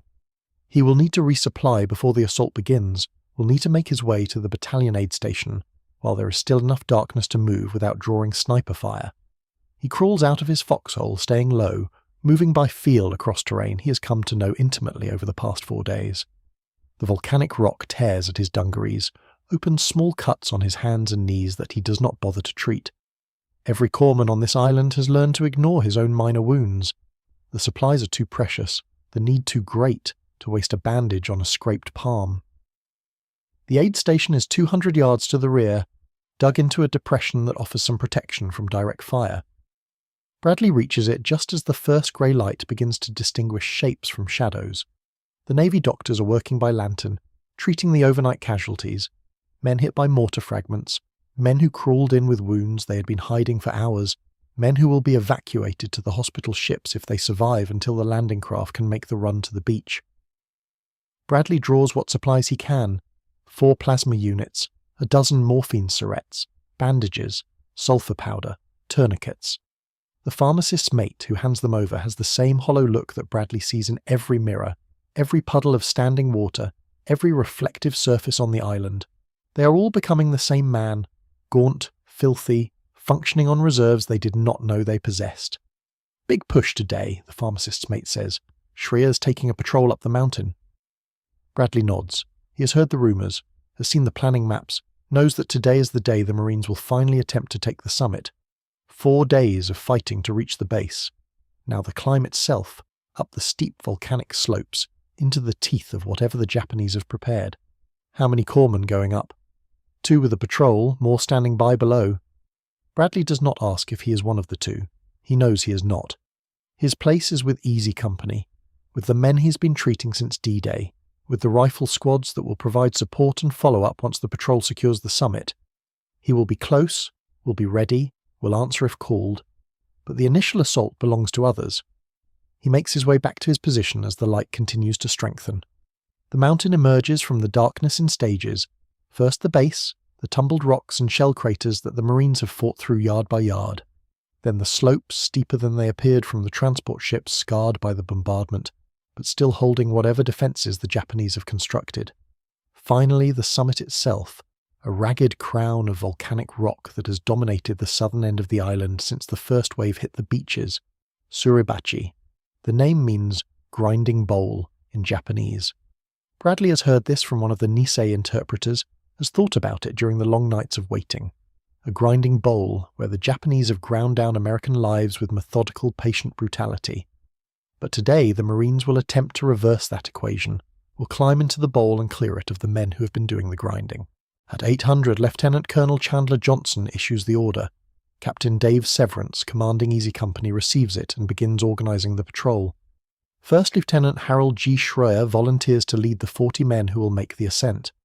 Bradley watches them assemble: riflemen, machine gunners, demolition teams, flamethrower operators, and 2 Navy corpsmen carrying the same load Bradley carries, the same weight of responsibility and inadequate supplies. They also carry a flag. Bradley sees it folded, tucked into someone's pack, an American flag, small enough to transport easily, large enough to be visible from below if they reach the summit. The flag is not a tactical necessity. It serves no military purpose. But everyone understands what it means, what it will mean if they can plant it on top of the mountain that has cost so many lives. At 8:30, the patrol begins to move. Bradley does not follow. His orders keep him at the base, ready to treat the casualties that will surely come when the Japanese defenders engage the climbing Marines. He finds a position behind a ridge of volcanic rock, close enough to observe the patrol's progress, protected enough to work on the wounded who will be brought to him. He checks his supplies again, arranges them for quick access, prepares himself for the work to come. The patrol moves slowly. The slope is steep, the footing treacherous, loose volcanic ash and broken rock that shifts and slides with every step. The Marines climb in a tactical formation, weapons ready, expecting contact at any moment. They have all seen what the Japanese can do from prepared positions. They have all lost friends to the machine guns and mortars and grenades that have turned every yard of this island into a killing ground. Bradley watches. He waits. He listens for the sounds that will tell him the assault has begun. The crack of rifles, the hammering of machine guns, the explosion of grenades and demolition charges. He prepares himself for the call that will send him scrambling up the slope to reach the wounded. The sounds do not come. Minute by minute the patrol climbs higher. Bradley can see them against the grey volcanic rock, small figures moving upward in a zigzag pattern, covering each other, checking each cave mouth and firing position they pass. But there is no fire. No Japanese defenders emerge to contest the advance. No machine guns open up from concealed positions. The mountain, which has been spitting death for 4 days, falls silent. It is, Bradley will later reflect, the most unnerving silence he's ever experienced. Worse than the bombardment, worse than the screaming of the wounded, worse than the endless nights of Japanese infiltration. The silence suggests that something is wrong, that the enemy is waiting for a moment of maximum vulnerability, that the patrol is climbing into a trap that will close around them with devastating finality. But the trap does not spring. The patrol reaches the crater rim. Bradley watches them disappear over the edge, into the bowl of the summit, and he braces himself for the explosion of violence that surely must come. The Japanese have had 4 days to prepare their defences. They have 2,000 men on this mountain, dug into tunnels and caves and fortified positions that can withstand anything the American bombardment can deliver. They will not simply surrender the summit. Minutes pass. 5. 10. Bradley's muscles are rigid with tension, his hand on his medical bag ready to move. Then he sees it. A ripple of movement at the summit, a flash of colour against the grey volcanic rock. The flag, the small flag that the patrol carried up the mountain, rises on a piece of Japanese pipe that someone has found and repurposed as a makeshift flagpole. Old Glory, snapping in the Pacific wind, visible from the base of the mountain where Bradley crouches, visible from the beaches where the Marines are still fighting, visible from the ships in the harbour where thousands of sailors and Marines have been watching the assault unfold. The time is approximately 10:30 hours. The cheering begins almost immediately. It rolls across the island like a wave, starting at the ships and spreading to the beaches, to the front lines, to every position where American eyes can see the flag. Men who have been crouching in foxholes, men who have been treating wounded, men who have been carrying ammunition and supplies, they all stop, look up, and add their voices to the roar. Ship horns begin to sound in the harbour, a cacophony of celebration that carries across the water to the shell-torn landscape. Bradley does not cheer.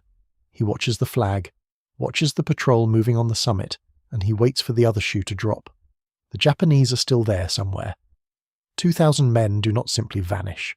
The tunnels beneath the mountain are still intact, still connected to the vast underground network that runs throughout the island. The silence is not surrender, it is preparation. And there is still work to do at the base of the mountain. Even as the cheering continues, a Marine stumbles into Bradley's position with a fragment wound in his thigh. Mortar shrapnel, probably from the pre-dawn barrage, the wound finally too severe to ignore after hours of trying to fight through it. Bradley goes to work automatically. Tourniquet, sulfur powder, bandage, morphine, while the celebration continues around him. The flag is still visible above, still snapping in the wind, but Bradley has no time to watch it. He has a patient, and the patient needs care, and that is all that matters. By the time he finishes treating the thigh wound, something else is happening on the summit. Bradley looks up to see movement again, more men climbing, a second group making their way up the slopes that the first patrol has secured. They are carrying something larger than the first flag, something that requires two men to maneuver up the steep terrain. He does not know, cannot know, from this distance, that Secretary of the Navy James Forrestal has arrived at the beach and has expressed his desire to claim the first flag as a souvenir. He does not know that Lieutenant Colonel Johnson, upon hearing this, has delivered his profane verdict. The hell with that. He does not know that Johnson has ordered a second, larger flag sent up the mountain specifically to preserve the original for the battalion that captured the summit. What Bradley sees is simple: a group of men reaching the summit, the smaller flag coming down, a larger flag going up. The second flag measures 96 inches by 56 inches, large enough to be seen not just from the base of the mountain, but from the ships in the harbour, from the beaches, from positions across the island. It catches the wind and billows outward, a massive expanse of red, white, and blue against the grey volcanic rock and the grey Pacific sky. Somewhere on that summit, a photographer named Joe Rosenthal is raising his camera. Bradley does not see the photograph being taken. He does not know that the image captured in that moment will become the most reproduced photograph in history, will appear on postage stamps and war bonds and monuments, will define the visual memory of the Pacific War for generations. He does not know that his own name will be attached to that photograph, will be listed among the 6 flag raisers, will remain attached for decades until historians and researchers and the Marine Corps itself will determine that he was not, in fact, in Rosenthal's frame.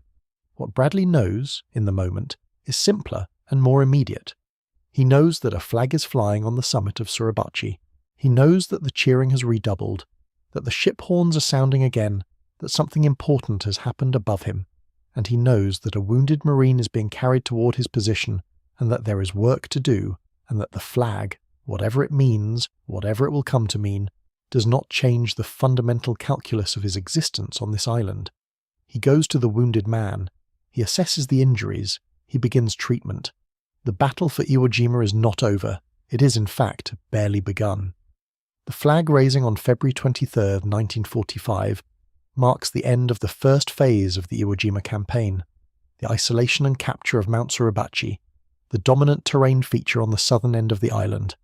It has taken 4 days of brutal fighting to reach this moment, 4 days that have cost the 28th Marine Regiment hundreds of casualties, 4 days that have introduced American forces to a new kind of warfare against an enemy, willing to die to the last man in defense of positions constructed over months of meticulous preparation. But Suribachi is only 1/5 of the island. To the north, beyond the narrow neck of land where the first waves landed on D-Day, lies the main Japanese defensive zone. Here, General Tadamichi Kurabayashi has constructed a network of fortifications that makes Suribachi's defences look primitive by comparison. The terrain favours the defender absolutely. A lunar landscape of ridges and ravines, hills and depressions, volcanic rock and black sand that has been transformed into a killing ground of overlapping fields of fire, concealed positions, and interconnected tunnels that allow the Japanese to appear, engage, and disappear before American forces can effectively respond. The Marines have names for the worst of these positions: the Meat Grinder, Hill 382, the Amphitheatre, Turkey Knob, Bloody Gorge. The names speak to what the fighting will be like: grinding, brutal, measured in yards and hours rather than miles and days, paid for in blood at a rate that will stagger the American command and the American public. The 5th Marine Division, including Bradley and the men of Easy Company, will be part of this fight. Within hours of the flag raising, the celebration ends and the reality reasserts itself. The 28th Marines, having secured Suribachi, are pulled back into reserve to rest and reorganize, but the rest of the 5th Division is already engaged in the northern campaign. The lines stretch across the island from coast to coast, a continuous front that will advance yard by yard against an enemy that does not retreat, does not surrender, does not stop fighting until killed. Bradley moves north with his battalion when the rotation comes. He leaves behind the slopes of Suribachi, the black sand beaches of Green Beach, the positions that he has come to know intimately over 4 days of fighting. He takes with him the same medical bag, the same carbine, the same weight of responsibility. He takes with him the memories of the men he has treated, the men he has saved, the men he has watched die. He takes with him the exhaustion that has accumulated day by day, the sleep deficit that has become a permanent condition, the 1,000 small wounds to body and spirit that combat inflicts on everyone who survives it. The terrain changes as they move north. The volcanic landscape becomes more broken, more chaotic, a maze of ridges and gullies that channel movement into predictable paths where the Japanese have pre-registered their mortars and machine guns.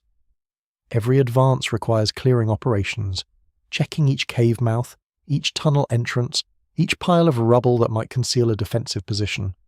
The flamethrowers are in constant use, their operators rotating because the psychological burden of the weapon is as heavy as its physical weight. The demolition teams work methodically, sealing cave entrances with explosive charges, burying the defenders inside rather than attempting to root them out in close combat that would cost too many American lives. Bradley's work continues without pause. The casualties come in waves. Quiet periods when the advance stalls against a particularly strong position, followed by intense action when the position is finally overrun and the wounded pour into the aid stations faster than the corpsmen can treat them. The pattern is familiar from Suribachi, but the scale is larger, the duration longer, the cumulative toll heavier. Days blur into weeks. The men who survive grow harder, more efficient, more detached from the horror that surrounds them because detachment is the only way to continue functioning.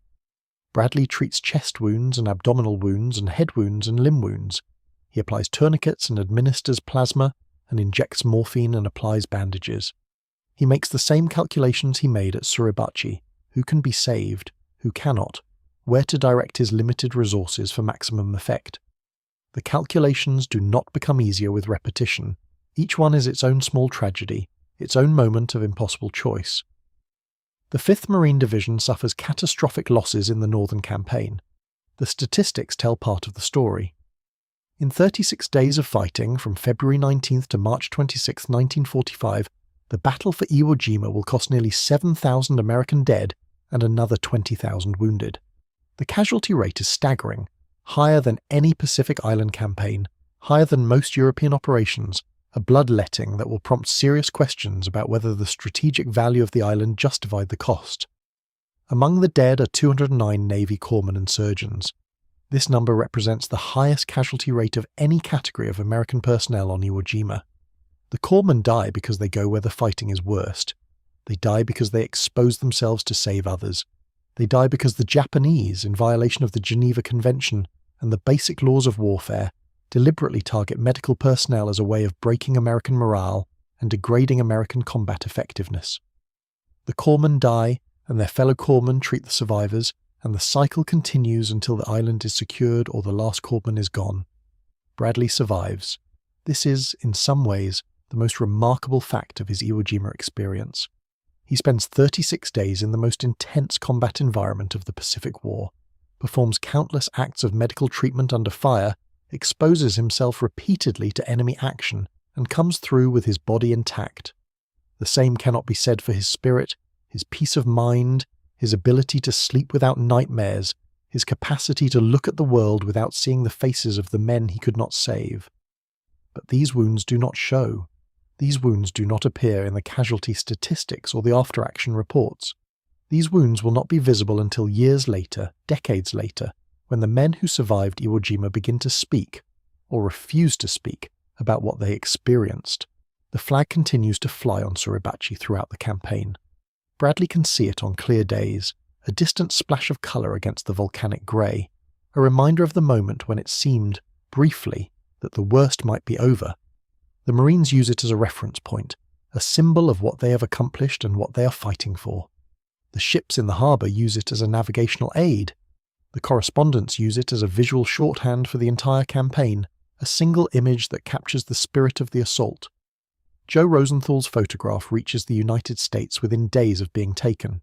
It appears on the front pages of newspapers across the country, is reprinted millions of times, becomes the basis for a postage stamp and a war bond campaign, and, eventually, the Marine Corps War Memorial in Arlington. The photograph is everything that war photography aspires to be. Dramatic, iconic, immediate, capable of conveying in a single frame the courage and sacrifice of an entire generation. The photograph is also, in a sense, a lie. Not a deliberate lie, not a staged fabrication, but a lie of omission and emphasis. The photograph captures a moment of triumph, 6 men raising a flag on a conquered summit. It does not capture the 4 days of fighting that preceded that moment, the hundreds of casualties that made it possible, the thousands of Japanese who died defending the mountain, and the thousands more who waited in the north to continue the fight. It does not capture the 36 days that followed, the meat grinder and Hill 382 and the amphitheatre, the grinding attrition that would ultimately cost more lives than the Suribachi assault itself. The photograph captures a flag going up. It does not capture the men who would never come down. Bradley does not think about the photograph during the campaign. He does not think about what it means or what it will come to mean. He thinks about the next casualty, the next treatment, the next impossible choice. He thinks about staying alive long enough to do his job. He thinks about the men who call for him and the men who fall silent before he can reach them. He thinks about going home. Every man on Iwo Jima thinks about going home. It is the dream that keeps them moving forward, the promise that makes the present bearable. Home is Appleton, Wisconsin for Bradley, the town where he grew up, the family that waits for him, the life that was interrupted by the war and will resume when the war is over. Home is a place where the sand is not black, where the air does not smell of cordite and sulphur and burning flesh, where the nights are quiet and the mornings do not begin with the crash of artillery. Home is waiting. But first, there is work to do. The battle for Iwo Jima continues. The 5th Marine Division advances north, yard by bloody yard, clearing the Japanese from positions that seem impregnable until they are taken and then seem impossible to have survived. Bradley treats the wounded and comforts the dying and keeps moving forward, because that is what corpsmen do. He carries the weight of the men he has saved, and the heavier weight of the men he has lost, and he does not put either burden down. The flag flies on Suribachi. The photograph circles the globe. The symbol takes on a life of its own, separate from the reality it represents, becoming something larger than any single moment or any single man. And in the volcanic rock and black sand of Iwo Jima, the corpsman works on. The corpsman works on. March arrives without ceremony. The calendar turns, but on Iwo Jima the days blur into one another, distinguished only by the direction of the advance and the names of the dead. The flag on Suribachi has become part of the landscape now, visible from almost anywhere on the island, a fixed point in a world of constant violence. Bradley does not look at it often. He is too busy looking at the ground in front of him, at the men around him, at the next wound that needs treating. The northern campaign is different from the Suribachi assault. The mountain was a single objective, a clear target that could be encircled and climbed and taken. The north is a labyrinth. General Kuribayashi has constructed his main defensive zone across the island's midsection, a honeycomb of interconnected bunkers, tunnels, and fortified positions that the Marines call the meat grinder. There is no single summit to capture, no dramatic moment when the objective falls. There is only the slow, grinding advance through terrain that seems designed to kill. Bradley moves with easy company as they push north. The terrain here is broken and irregular, carved by volcanic activity into ridges and ravines that provide perfect defensive positions for the Japanese. Every fold in the ground conceals a cave or a bunker. Every ridge line is swept by interlocking fields of fire. The Marines advance by yards, sometimes by feet, paying for each increment of ground with blood. The corpsman's work does not change. The wounds are the same. Shrapnel, bullets, burns, blast injuries. The triage calculations are the same. Who can wait? Who cannot? Who is beyond help? The exhaustion is the same. The fear is the same. The relentless pressure of being responsible for men's lives in circumstances where the odds are stacked against survival. What changes is the accumulation. Each day adds to the weight Bradley carries. Each casualty adds to the list of names he will never forget. On March 1st, or close to it, the records are imprecise about exact dates, and Bradley himself would never speak of it in detail. The moment comes that will define his official record for the rest of his life. The assault is against a strongly defended enemy zone. The Japanese have fortified this position with the same methodical thoroughness they have applied to every position on the island. Interlocking machine gun emplacements, mortar pits zeroed on likely avenues of approach, riflemen in concealed positions waiting for targets of opportunity. The Marines advance into this kill zone because that is what the assault requires. They advance knowing that some of them will not survive the crossing. The barrage is furious. Mortars crash down in overlapping patterns, their explosions throwing up geysers of volcanic ash and rock fragments. Machine guns stitch across the open ground, their traces visible even in daylight. The noise is overwhelming. The continuous roar of explosions, the crack of rifle fire, the screaming of men in pain and men in fury, and men who have simply reached the limit of what human nerves can endure. A Marine infantryman falls wounded in an open area. Bradley sees him go down. The location is exposed, swept by fire from multiple directions. The man lies in a depression too shallow to provide real cover, visible to every Japanese gun that commands this sector. He is alive. Bradley can see him moving, can hear him calling, but he will not be alive for long if he remains where he is. The barrage continues. The machine guns continue. The crossfire is merciless. Bradley does what corpsmen do. He runs. The distance is not great in absolute terms, perhaps 30 yards, perhaps 40.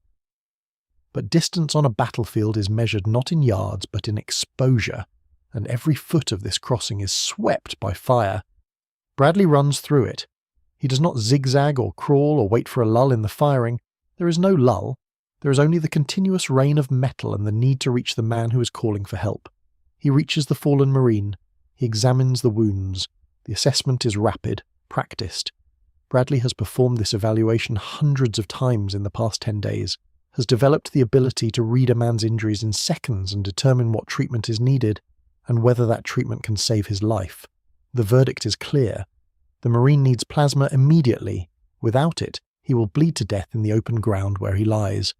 Bradley signals to his assistants to remain in place. This is important. This is the detail that the Navy cross-citation emphasizes. The decision that elevates the action from courage to something more deliberate. Bradley has men who could help him. He has Marines who would cross that fire-swept ground if he asked them to. He refuses to ask. He refuses to subject comrades to the danger he is enduring. He will do this alone. He plants a rifle upright in the sand. The black volcanic ash grips the butt of the weapon, holds it steady. He ties a plasma unit to the rifle, the bottle suspended from the barrel, the tube running down to the needle he inserts into the wounded man's arm. The plasma begins to flow. The life that is draining out of the Marine begins, slowly, to be replaced. Bradley places himself to shield the wounded man. The firing continues. The mortars continue. The Japanese gunners can see Bradley as clearly as they could see the man he is treating. They have a clear shot at both of them. Bradley makes himself the larger target. He positions his body between the wounded Marine and the incoming fire, absorbs with his own flesh the rounds that would otherwise strike his patient. He stays in position while the plasma drains from the bottle into the man's veins, while the seconds stretch into minutes, while the barrage continues without mercy. The plasma takes time.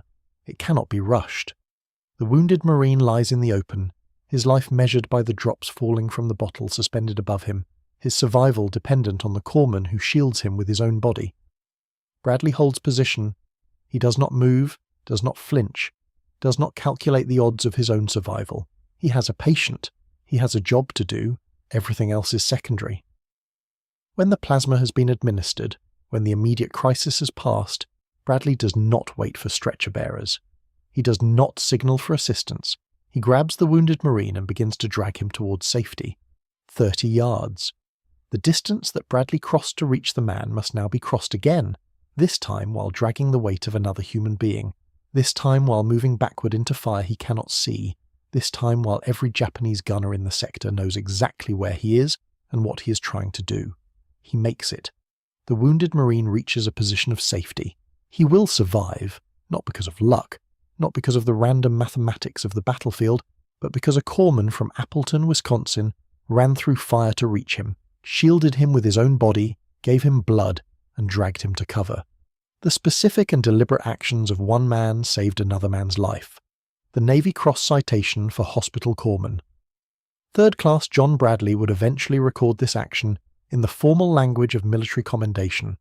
With complete disregard for his own safety, he ran through intense fire to the fallen Marine. Unwilling to subject comrades to the danger he endured, he signalled assistance to remain in place. Placing himself to shield the wounded man, he tied a plasma unit to a rifle planted upright in the sand and continued his life-saving mission. The citation does not record what Bradley felt.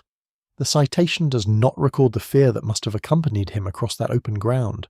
The calculation of odds that any rational mind would have found overwhelming, the knowledge that each second in the open reduced his chances of survival. The citation does not record the weight of the Marine's body as Bradley dragged him to safety, the burning in his muscles, the ragged gasping of his breath. The citation records the facts, the meaning of those facts, what it costs a man to do what Bradley did, what it leaves behind in the spaces where fear and duty intersect, is not the kind of thing that fits in an official document. No photographer recorded this action. No correspondent witnessed it. The moment that defined Bradley's service on Iwo Jima, the moment that earned him the second highest decoration for valor that the Navy can bestow, passed without documentation, witnessed only by the men whose lives it touched. The flag raising would become an icon, reproduced millions of times, studied and analysed and commemorated. The moment when a corpsman ran through fire to save a single Marine would remain private, known only to those who were there. This is the nature of the Corpsmen's War. The dramatic moments, the flag raisings, the beach assaults, the summit captures, are the moments that photographers record and correspondents describe and history remembers.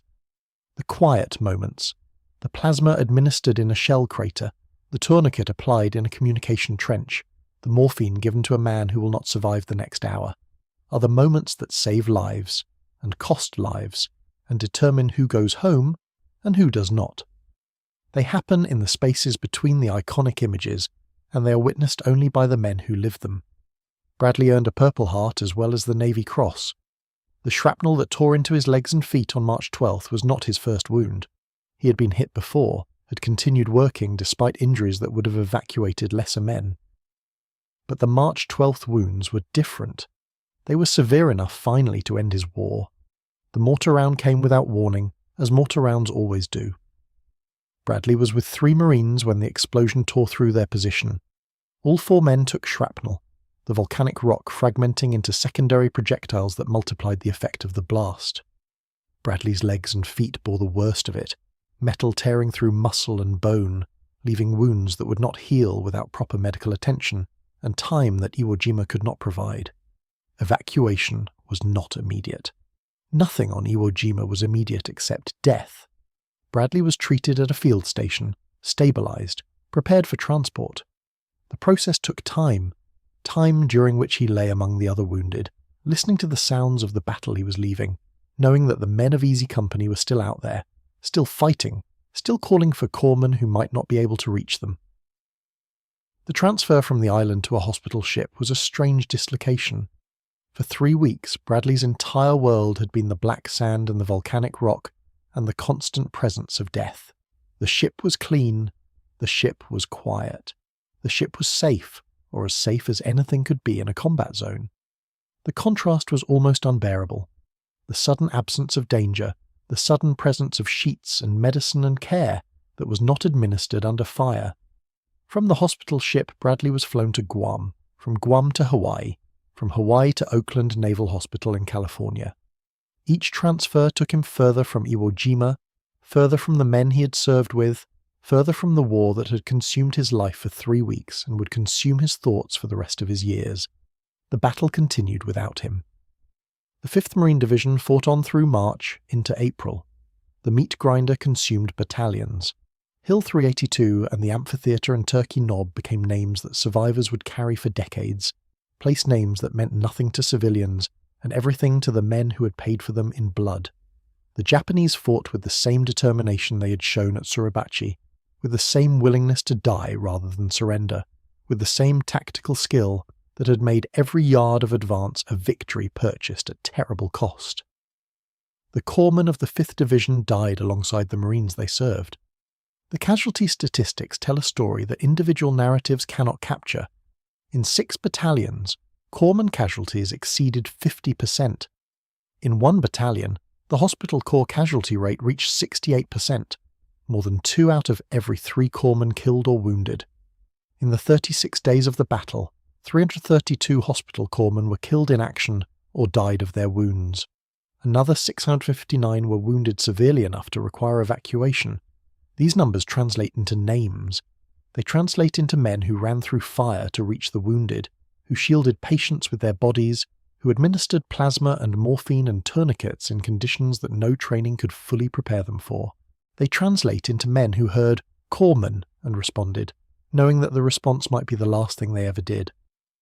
Some of these men died after Bradley was evacuated.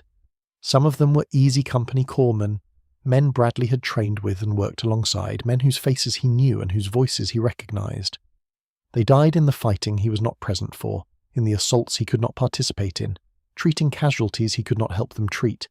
He would learn their names later, would carry those names alongside the names of the men he had watched die before his evacuation, would add them to the burden he had carried since D-Day and would never put down. The survivors would call this feeling by many names: survivor's guilt, moral injury, the weight of leaving. The words are inadequate, but they point towards something real. The sense that departing the battlefield, even involuntarily, even on a stretcher, even with wounds that made continued service impossible, was somehow a betrayal of the men who remained. Bradley had done everything that could be asked of him. He had earned the Navy Cross. He had been wounded in action. He had served with distinction and honour. And still, lying in the clean sheets of the hospital ship, listening to the distant thunder of the bombardment he was leaving behind, he felt the pull of the island he could not return to and the men he could not help. This is the paradox of the combat medic's experience. The corpsman's duty is to save lives, but the corpsman cannot save every life. The corpsman's training prepares him to treat any wound, but some wounds are beyond treatment. The corpsman's courage drives him to reach every casualty, but some casualties fall in places that cannot be reached. The gap between what the corpsman tries to do and what the corpsman actually accomplishes is the space where moral injury grows. The quiet, corrosive sense that more should have been possible, that the failures matter more than the successes, that the dead deserve an accounting that the living cannot provide. Bradley carried this weight home. The war ended in August of 1945. The atomic bombs fell on Hiroshima and Nagasaki, and the Japanese surrendered, and the fighting that had consumed the Pacific for 4 years came to an end. Bradley was still in the hospital system when the news came, still recovering from wounds that would heal in body but not in mind, still processing experiences that would take decades to understand and that he would never fully share. He was medically discharged from the Navy in November of 1945. He returned to Wisconsin, not to Appleton immediately, but to Antigo, where Elizabeth Van Grop waited for him. Betty, his high school sweetheart, the girl he had left behind when the war called him away, the woman who had become his wife and the mother of his children and the keeper of his silence for the rest of his life. They married. They built a life together. Bradley had an interest in the funeral business, an interest that had preceded his military service and that the war perversely had deepened. He understood death now in ways that civilians could not imagine. He understood the care that the dead deserved, the dignity that should attend the end of life, the importance of ritual and respect in the face of loss. He completed his apprenticeship. He built a funeral home business in Antigo. He became a husband, a father, a respected member of his community. He said almost nothing about the war. The silence was not unique to Bradley. Many veterans of the Pacific Campaign returned with similar reticence, unwilling or unable to share what they had seen and done with families who could not possibly understand.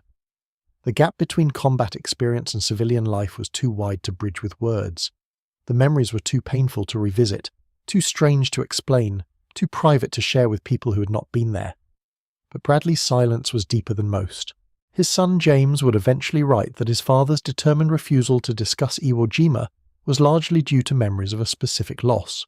His close friend Ralph Ignatowski, the Milwaukee Kid, Iggy, the Marine who had been captured on D-Day and tortured to death by the Japanese. Bradley had spoken of it only once in fragments.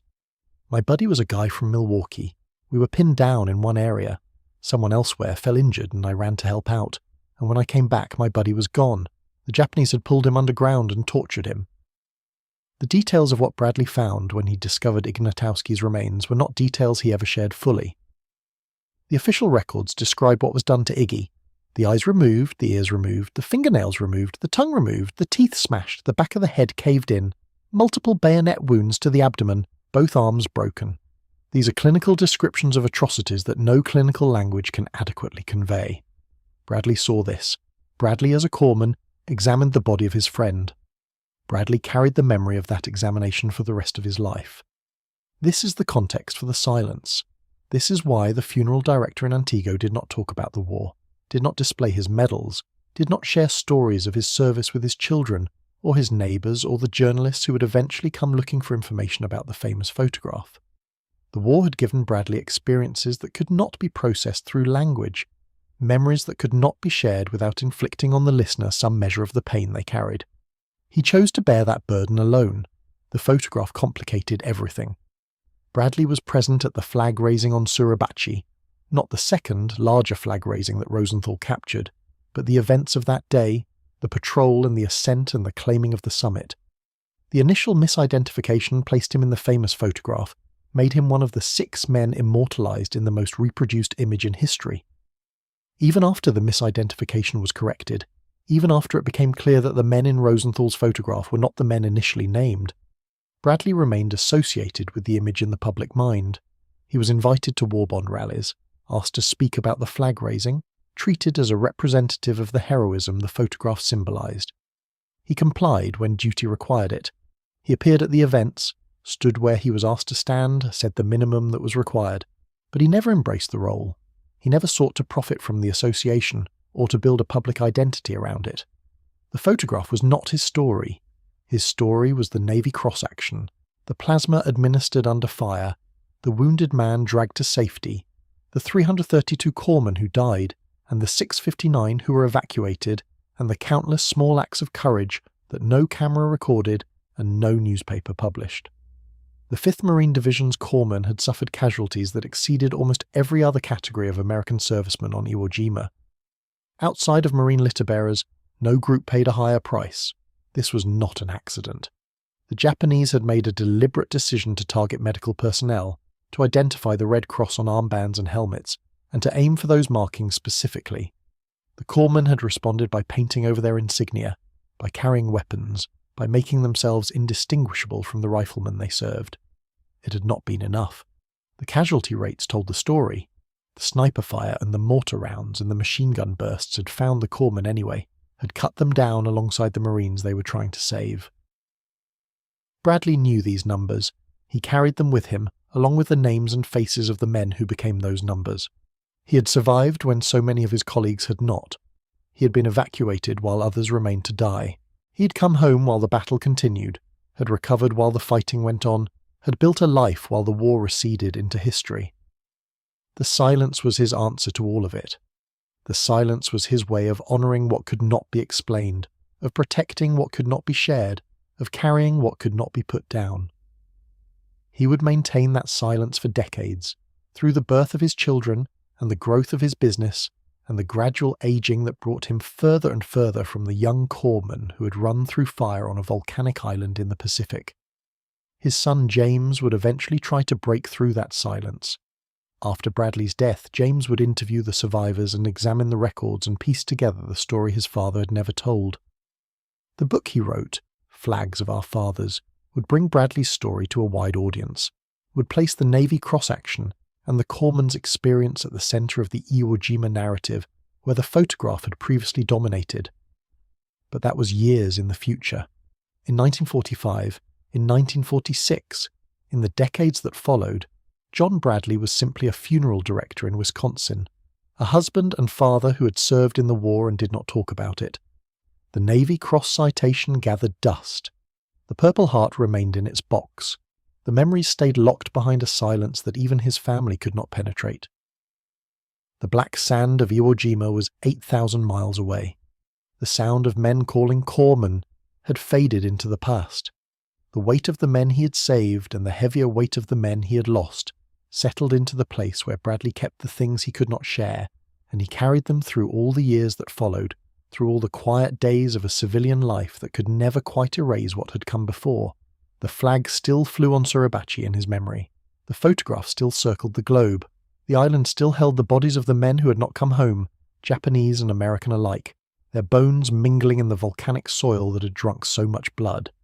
And in Wisconsin, the corpsmen who had run through fire to save a single life went about the business of honouring the dead, one funeral at a time, saying nothing about the war that had made him who he was.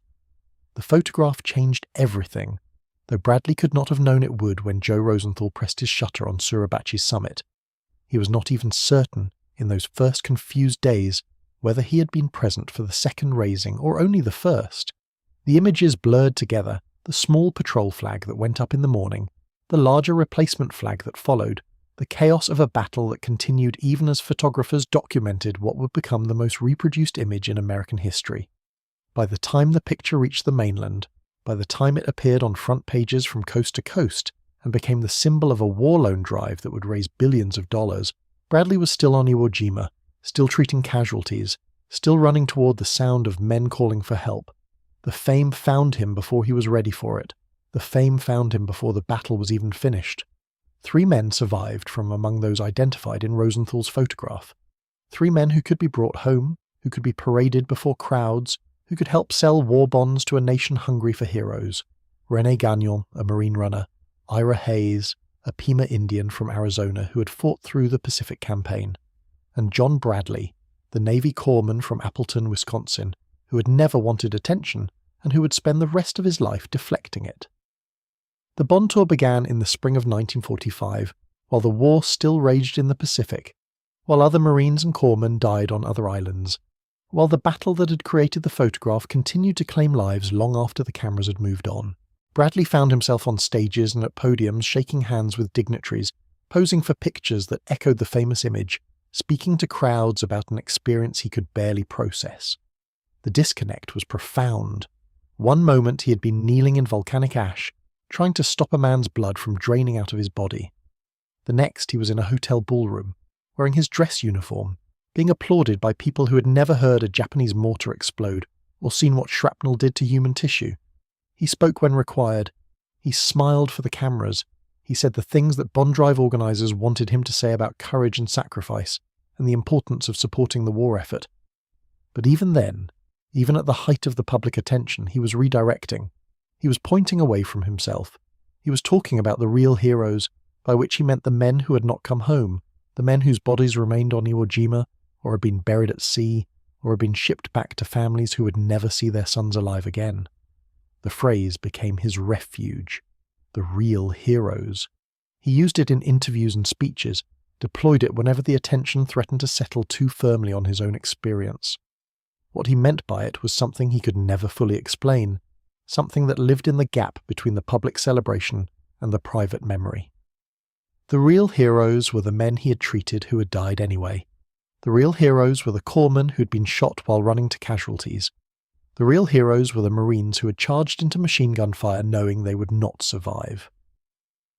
The real heroes were everyone except the man standing at the podium, the man who had somehow lived through it all and now had to answer questions about a photograph. The war ended in August 1945. The bond tour ended with it. Bradley returned to Wisconsin to civilian life, to the quiet anonymity he had craved throughout the months of public appearances. He married Elizabeth Van Gorp, a woman he had known before the war, and they settled in Antigo, a small town in the northern part of the state where nobody much cared about famous photographs or war bond drives. He opened a funeral home. He began the work of honouring the dead in a different way, in a civilian way, preparing bodies for burial and comforting grieving families, and going about the business of mortality in a context that did not involve explosions or shrapnel or the desperate calculations of battlefield triage. The silence settled over him like snowfall. Gradually, imperceptibly, it became the defining feature of his relationship to the war. He did not talk about Iwo Jima. He did not talk about the flag raising or the photograph or the bond tour. He did not talk about the Navy Cross or the Purple Heart or the men he had saved or the men he had lost. When reporters called, he declined to comment. When interviewers sought him out, he found reasons to be unavailable. When his children asked about the war, he changed the subject. His son James would later speculate about the roots of this silence, would try to understand why a man who had been celebrated as a hero had worked so hard to avoid any discussion of his heroism. The conclusion James reached, after years of research and interviews with the survivors who had known his father, centered on a name that Bradley himself almost never spoke aloud: Ralph Ignatowski. Iggy, as the other Marines had called him. A young man from Milwaukee who had joined Easy Company alongside Bradley, who had become his friend during the months of training before Iwo Jima, who had landed on the same black sand beach on the same February morning. Ignatowski had been captured on D-Day, dragged into the Japanese tunnel system while Bradley was treating other casualties just yards away. What happened to him in those tunnels emerged only later, when the Marines finally cleared the positions and discovered the evidence of what the Japanese had done to their prisoner. The details were not something Bradley ever discussed. The details were not something anyone who knew them could easily put into words. But the fact of Ignatowski's death, the manner of it, the proximity of it. Bradley had been so close, had been treating wounded men while his friend was being taken, had continued through the battle without knowing what was happening underground. This became, in his son's interpretation, the weight that Bradley could never set down. This became the reason he could not accept praise for his own actions. This became the source of the silence that lasted for decades. How do you stand at a podium and accept applause when somewhere in your memory a friend is dying in ways you cannot describe? How do you smile for cameras when the face that appears in your nightmares is not your own, but someone else's, someone you could not save, someone whose fate was worse than the clean death of a bullet or a shell fragment? How do you explain any of this to people who were not there, who did not hear the sounds or smell the smells or feel the ash beneath their boots as they ran toward the next casualty? Bradley's answer was not to explain at all. His answer was the silence. The silence had its costs. His family lived with a man who had clearly been shaped by something enormous, something transformative, but who would not share what that something was. His children grew up knowing their father had been in the war, knowing he had been famous for a photograph, knowing he had medals in a drawer somewhere, but not knowing the texture of his experience, the specific memories that flickered behind his eyes when he grew quiet, the reason he sometimes seemed to be listening to sounds that no one else could hear. The 1985 interview was one of the rare exceptions, one of the few times Bradley allowed himself to be questioned about the flag raising. Even then, his discomfort was evident. Even then, his answers were brief, deflecting, designed to close off further inquiry rather than open new avenues of discussion. He said that he would not have raised the flag if he had known how famous the photograph would become. He said it in a tone that made clear this was not false modesty, not the ritual humility of a man who secretly enjoyed the attention. He meant it. The fame had been a burden. The photograph had become a weight he had never asked to carry. What made the statement so striking was what it implied about Bradley's understanding of his own actions. He had raised the flag, or at least he believed he had, though later investigations would complicate this certainty, as a simple practical matter, replacing a small flag with a larger one that could be seen from the beaches below. He had done it without thinking about cameras or posterity, or the bond drives that would follow. He had done it in the context of a battle that was still ongoing, a battle that would claim thousands more lives before it ended. The flag was a symbol, certainly, but in the moment it had also been just a piece of cloth on a pole, one task among many in a day filled with death and terror, and the constant demands of men who needed medical attention. The photograph had transformed that moment into something else entirely. The photograph had frozen it, abstracted it, turned it into an icon that existed outside of time and context. The photograph had made it famous, and the fame had attached itself to the men who had been present, including Bradley, including the corpsman who wanted only to be left alone with his memories and his silence. The other survivors of the flag raising had their own struggles. Ira Hayes, the Pima Marine, became the most visible casualty of the fame, falling into alcoholism that would kill him within a decade of the war's end. His story became a cautionary tale, a reminder that the celebration of heroes could destroy as well as elevate. René Gagnon struggled with the gap between his wartime celebrity and his peacetime obscurity, never finding his footing in a civilian world that had moved on from the war that had defined him. Bradley took a different path. Bradley built a life that functioned, a life that provided for his family and served his community, and allowed him to age into a respected member of his small Wisconsin town. But he did it by compartmentalizing, by walling off the war from everything that came after, by maintaining a silence so complete that even his wife and children could not penetrate it. The funeral home became his daily work, year after year, decade after decade. He prepared bodies, he conducted services, he comforted the bereaved.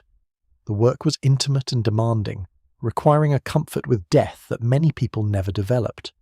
Bradley had learned that comfort in a different context, in a context where death came fast and violent and required immediate action, but the skills transferred. The ability to remain calm in the presence of a body, the ability to treat the dead with respect, the ability to help families navigate the rituals of grief. Perhaps there was something appropriate in this choice of profession. Perhaps there was something healing in it, though healing was not a word Bradley would have used. The corpsman who had treated the dying on Iwo Jima became the funeral director who honoured the dead in Wisconsin. The man who had tried so desperately to save lives on a volcanic island spent his civilian career acknowledging the lives that had ended, preparing them for burial, helping communities say goodbye. But the silence remained. The silence was the constant. His children grew and had children of their own. The years accumulated. The war receded further into history, becoming something that young people learned about in textbooks, rather than something that anyone around them had experienced firsthand. The photograph remained famous, reproduced on stamps and posters and in history books, but the men in it were increasingly anonymous, their individual stories unknown to the generations that came after. Bradley aged. His hair turned white. His body carried the small scars that remained from his Purple Heart wounds, the shrapnel that had sent him to the hospital ship and then to Oakland and finally home. He attended reunions when he could not avoid them, shook hands with the other survivors who remembered what it had been like, exchanged the wordless acknowledgements that veterans shared when they encountered others who had been through the same fire. He did not talk about the war. In 1994, John Henry Bradley died. He was 70 years old. He had been a husband for nearly 5 decades, a father, a grandfather, a funeral director, a member of his community. He had been a Navy corpsman who earned the Navy Cross for running through enemy fire to save a wounded Marine. He had been one of the men identified in the most famous photograph of World War II, though he had spent his entire life trying to escape that identification. He had been a friend to Ralph Ignatowski, and he had carried that friendship's tragic ending through all the years that followed. The silence died with him. But the questions it left behind did not. His son James began the work of excavation that would eventually become Flags of Our Fathers, the book that brought Bradley's story to a wide audience decades after his death. James interviewed the survivors who had known his father. He examined military records and personal letters and the official documentation of the battle. He travelled to Iwo Jima itself, stood on the black sand where his father had landed, climbed the slopes of Suribachi where his father had raised a flag. What James discovered was not a simple heroic narrative. What he discovered was the complexity that his father's silence had protected. The guilt and the grief and the moral weight that combat medics carry when they survive while others die. The Navy Cross action, the moment when Bradley ran through fire to save a single life, was indeed heroic by any conventional measure. But Bradley had never seen it that way. Bradley had seen only the context. The other men he could not reach, the other casualties he could not treat, the friends who died while he lived. The investigation that followed Bradley's death would eventually reveal another complication. In 2016, more than 2 decades after he passed away, the Marine Corps announced publicly that Bradley had not been in Rosenthal's photograph after all. The identification had been a mistake, a confusion in the chaos of battle and its aftermath, an error that had persisted for more than 70 years. Bradley had indeed raised a flag on Suribachi. He had been part of the first patrol, had helped plant the initial flag that morning. But the second raising, the one that Rosenthal captured, the one that became the icon, had not included him. The irony was almost unbearable. Bradley had spent his entire life uncomfortable with a fame that, it turned out, had been based on a misidentification. He had been celebrated for an image he did not appear in, had deflected praise for an action he had not performed in exactly the way the world believed. His discomfort had been, in some sense, justified. Not because the photograph was unworthy of celebration, but because his connection to it had been more complicated than anyone knew. And yet the misidentification changed nothing essential about who Bradley was or what he had done. He had still been a corpsman on Iwo Jima. He had still run through fire to save lives. He had still earned the Navy Cross for actions that had nothing to do with raising flags. He had still lost friends, still treated the dying, still carried the weight of all he had witnessed. The photograph had always been, for Bradley, beside the point. The photograph had been the world's obsession, not his own. What mattered to Bradley, what had always mattered, was something that photographs could not capture and bond drives could not sell. It was the covenant between a corpsman and the men he served. It was the promise that Doc would come when called, no matter what.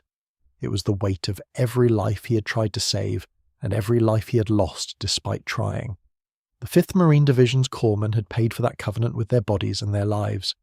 827 Navy medical personnel became casualties on Iwo Jima, killed, wounded, or evacuated due to combat trauma. They had painted over their red crosses because the enemy had made mercy a target. They had carried weapons they were not supposed to carry, had violated the Geneva Convention's protections, because those protections had become death sentences. They had made themselves indistinguishable from the Marines they served, and they had been killed at rates that exceeded almost every other category of American serviceman. The Red Cross had once meant something universal. The Red Cross had once been a symbol recognized across cultures and conflicts, a sign that the person wearing it was there to heal rather than to harm. On Iwo Jima, the Japanese had weaponized that symbol, had used it to identify the most valuable targets, had turned the mark of mercy into a mark for death. The corpsmen had responded the only way they could, by erasing the symbol, by painting over what they were supposed to wear, by becoming invisible so they could continue to save lives. That erasure is the final image. That erasure is what the battle asked of the men who came to heal. They gave up the acknowledgement of what they were. They gave up the protection that international law was supposed to provide. They gave up the symbol that set them apart as non-combatants, as healers, as something other than fighters. They did it so they could keep doing their jobs, keep running toward the wounded, keep trying to save lives in a battle that consumed lives faster than they could be saved. What do we owe these men? The question does not have a clean answer. The question is not the kind that policies or monuments can resolve. It lives in the space between what we ask of certain people and what we give them in return. It lives in the gap between the celebration of a photograph and the silence of a man who did not want to be celebrated. It lives in the names of the dead, the corpsmen who were killed while trying to save others, the men who ran toward the sound of someone calling for help and did not come back. The names deserve to be spoken. The names deserve to be known. The 5th Marine Division corpsmen who died on Iwo Jima were not statistics. They were individuals with families and histories and futures that were cut short on a volcanic island 8,000 miles from home. They were young men, most of them, barely out of adolescence, trained to heal in a context designed to destroy. They carried medical kits and plasma and morphine. They carried the expectation that they would come when called, no matter the danger. They carried the Red Cross until the Red Cross became a death sentence, and then they carried carbines and painted over helmets, and the same fear as everyone else. James Grunner died on February 19th, the first day. Clifford Langley died treating a casualty. George Wallen earned the Medal of Honor and survived, though many of his colleagues did not. The names accumulate. The names become a litany, a roll call of the dead that echoes across the decades. Each name was a person. Each person had a story. Each story ended on that island, in that black volcanic sand, in the chaos of a battle that no training could fully prepare them for. John Bradley's name was not among the dead. John Bradley came home. John Bradley built a life and raised a family and maintained a silence that protected whatever was too painful to share. But he carried the names with him. He carried them to Wisconsin and through the decades and into the grave where he finally put down the weight he had shouldered for so long. The black sand is still there. Iwo Jima remains 750 miles south of Tokyo, a volcanic island that time has not erased. The tunnels have collapsed in places, the bunkers have weathered, the shell craters have softened into depressions in the landscape, but the beach itself, the beach where Bradley landed with the 9th wave on February 19th, 1945, remains volcanic and black. The sand that drank so much blood still stretches from the waterline to the base of the ridges. Suribachi still rises 550 feet at the southern end of the island, its slopes now green with vegetation, but its silhouette unchanged. The dead remain there too, in a sense. Not all the bodies were recovered, not all the fallen were identified and shipped home. The island itself became a grave for thousands, Japanese and American alike, their bones mingling in the soil that had witnessed so much violence. The memorial services are held, the flags are raised and lowered. The surviving veterans, fewer each year, return to pay their respects to the friends they lost. But the corpsmen deserve a particular acknowledgement. They came to heal. They came with medical kits instead of rifles, with plasma instead of ammunition, with the training to save lives rather than to take them, and they died anyway. They died because the enemy decided that mercy was weakness, that healers were targets, that the Red Cross was an opportunity rather than a protection. The erasure of that symbol, the painting over of the armbands, the taping of the helmet crosses, the transformation of corpsmen into anonymous combatants, was the battle's first demand. The island asked them to give up what made them different. The island asked them to become invisible. The island asked them to sacrifice the acknowledgement of their purpose so they could continue to fulfill that purpose. They gave what was asked. They gave it on beaches and slopes and in tunnels filled with the enemy. They gave it in the long nights of flares and mortar fire and the constant threat of infiltrators. They gave it in the exhaustion of too many casualties and too few supplies. They gave it until they had nothing left to give, until the wound was too severe or the enemy fire too accurate or the body simply could not continue. And then men like John Bradley came home and said nothing. The silence was not dishonour. The silence was not forgetting. The silence was the only way some survivors could carry what they had seen. The silence was the tribute that men paid to experiences that words could not capture. The silence was the gap between what happened on Iwo Jima and what could be explained to anyone who had not been there. But the silence ends here. The names are spoken. The sacrifice is acknowledged. The corpsmen who gave their lives in service of a covenant that transcended national boundaries and military strategies, the covenant that Doc would come when called, are remembered as what they were: healers who became targets, non-combatants who were forced to carry weapons, young men who ran toward the wounded and did not run back. The photograph remains famous. The photograph will continue to circulate, will continue to appear in textbooks and on commemorative stamps, will continue to represent the sacrifice of a generation. But the photograph is not the whole story. The photograph is not even the most important part of the story. The most important part is what the photograph could not show: a corpsman kneeling in black sand, applying a tourniquet while mortar rounds fall around him, knowing that the red cross on his arm has made him a target, knowing that his best chance of survival is to look like everyone else, knowing that men are dying faster than he can reach them, doing it anyway, doing it because that is what corpsmen do, doing it because the covenant demands it, doing it until the island takes him or releases him, until the battle ends or his body fails, until all that remains is the sand and the silence and the names of the dead. The sand is still black. The covenant still holds. The dead are not forgotten.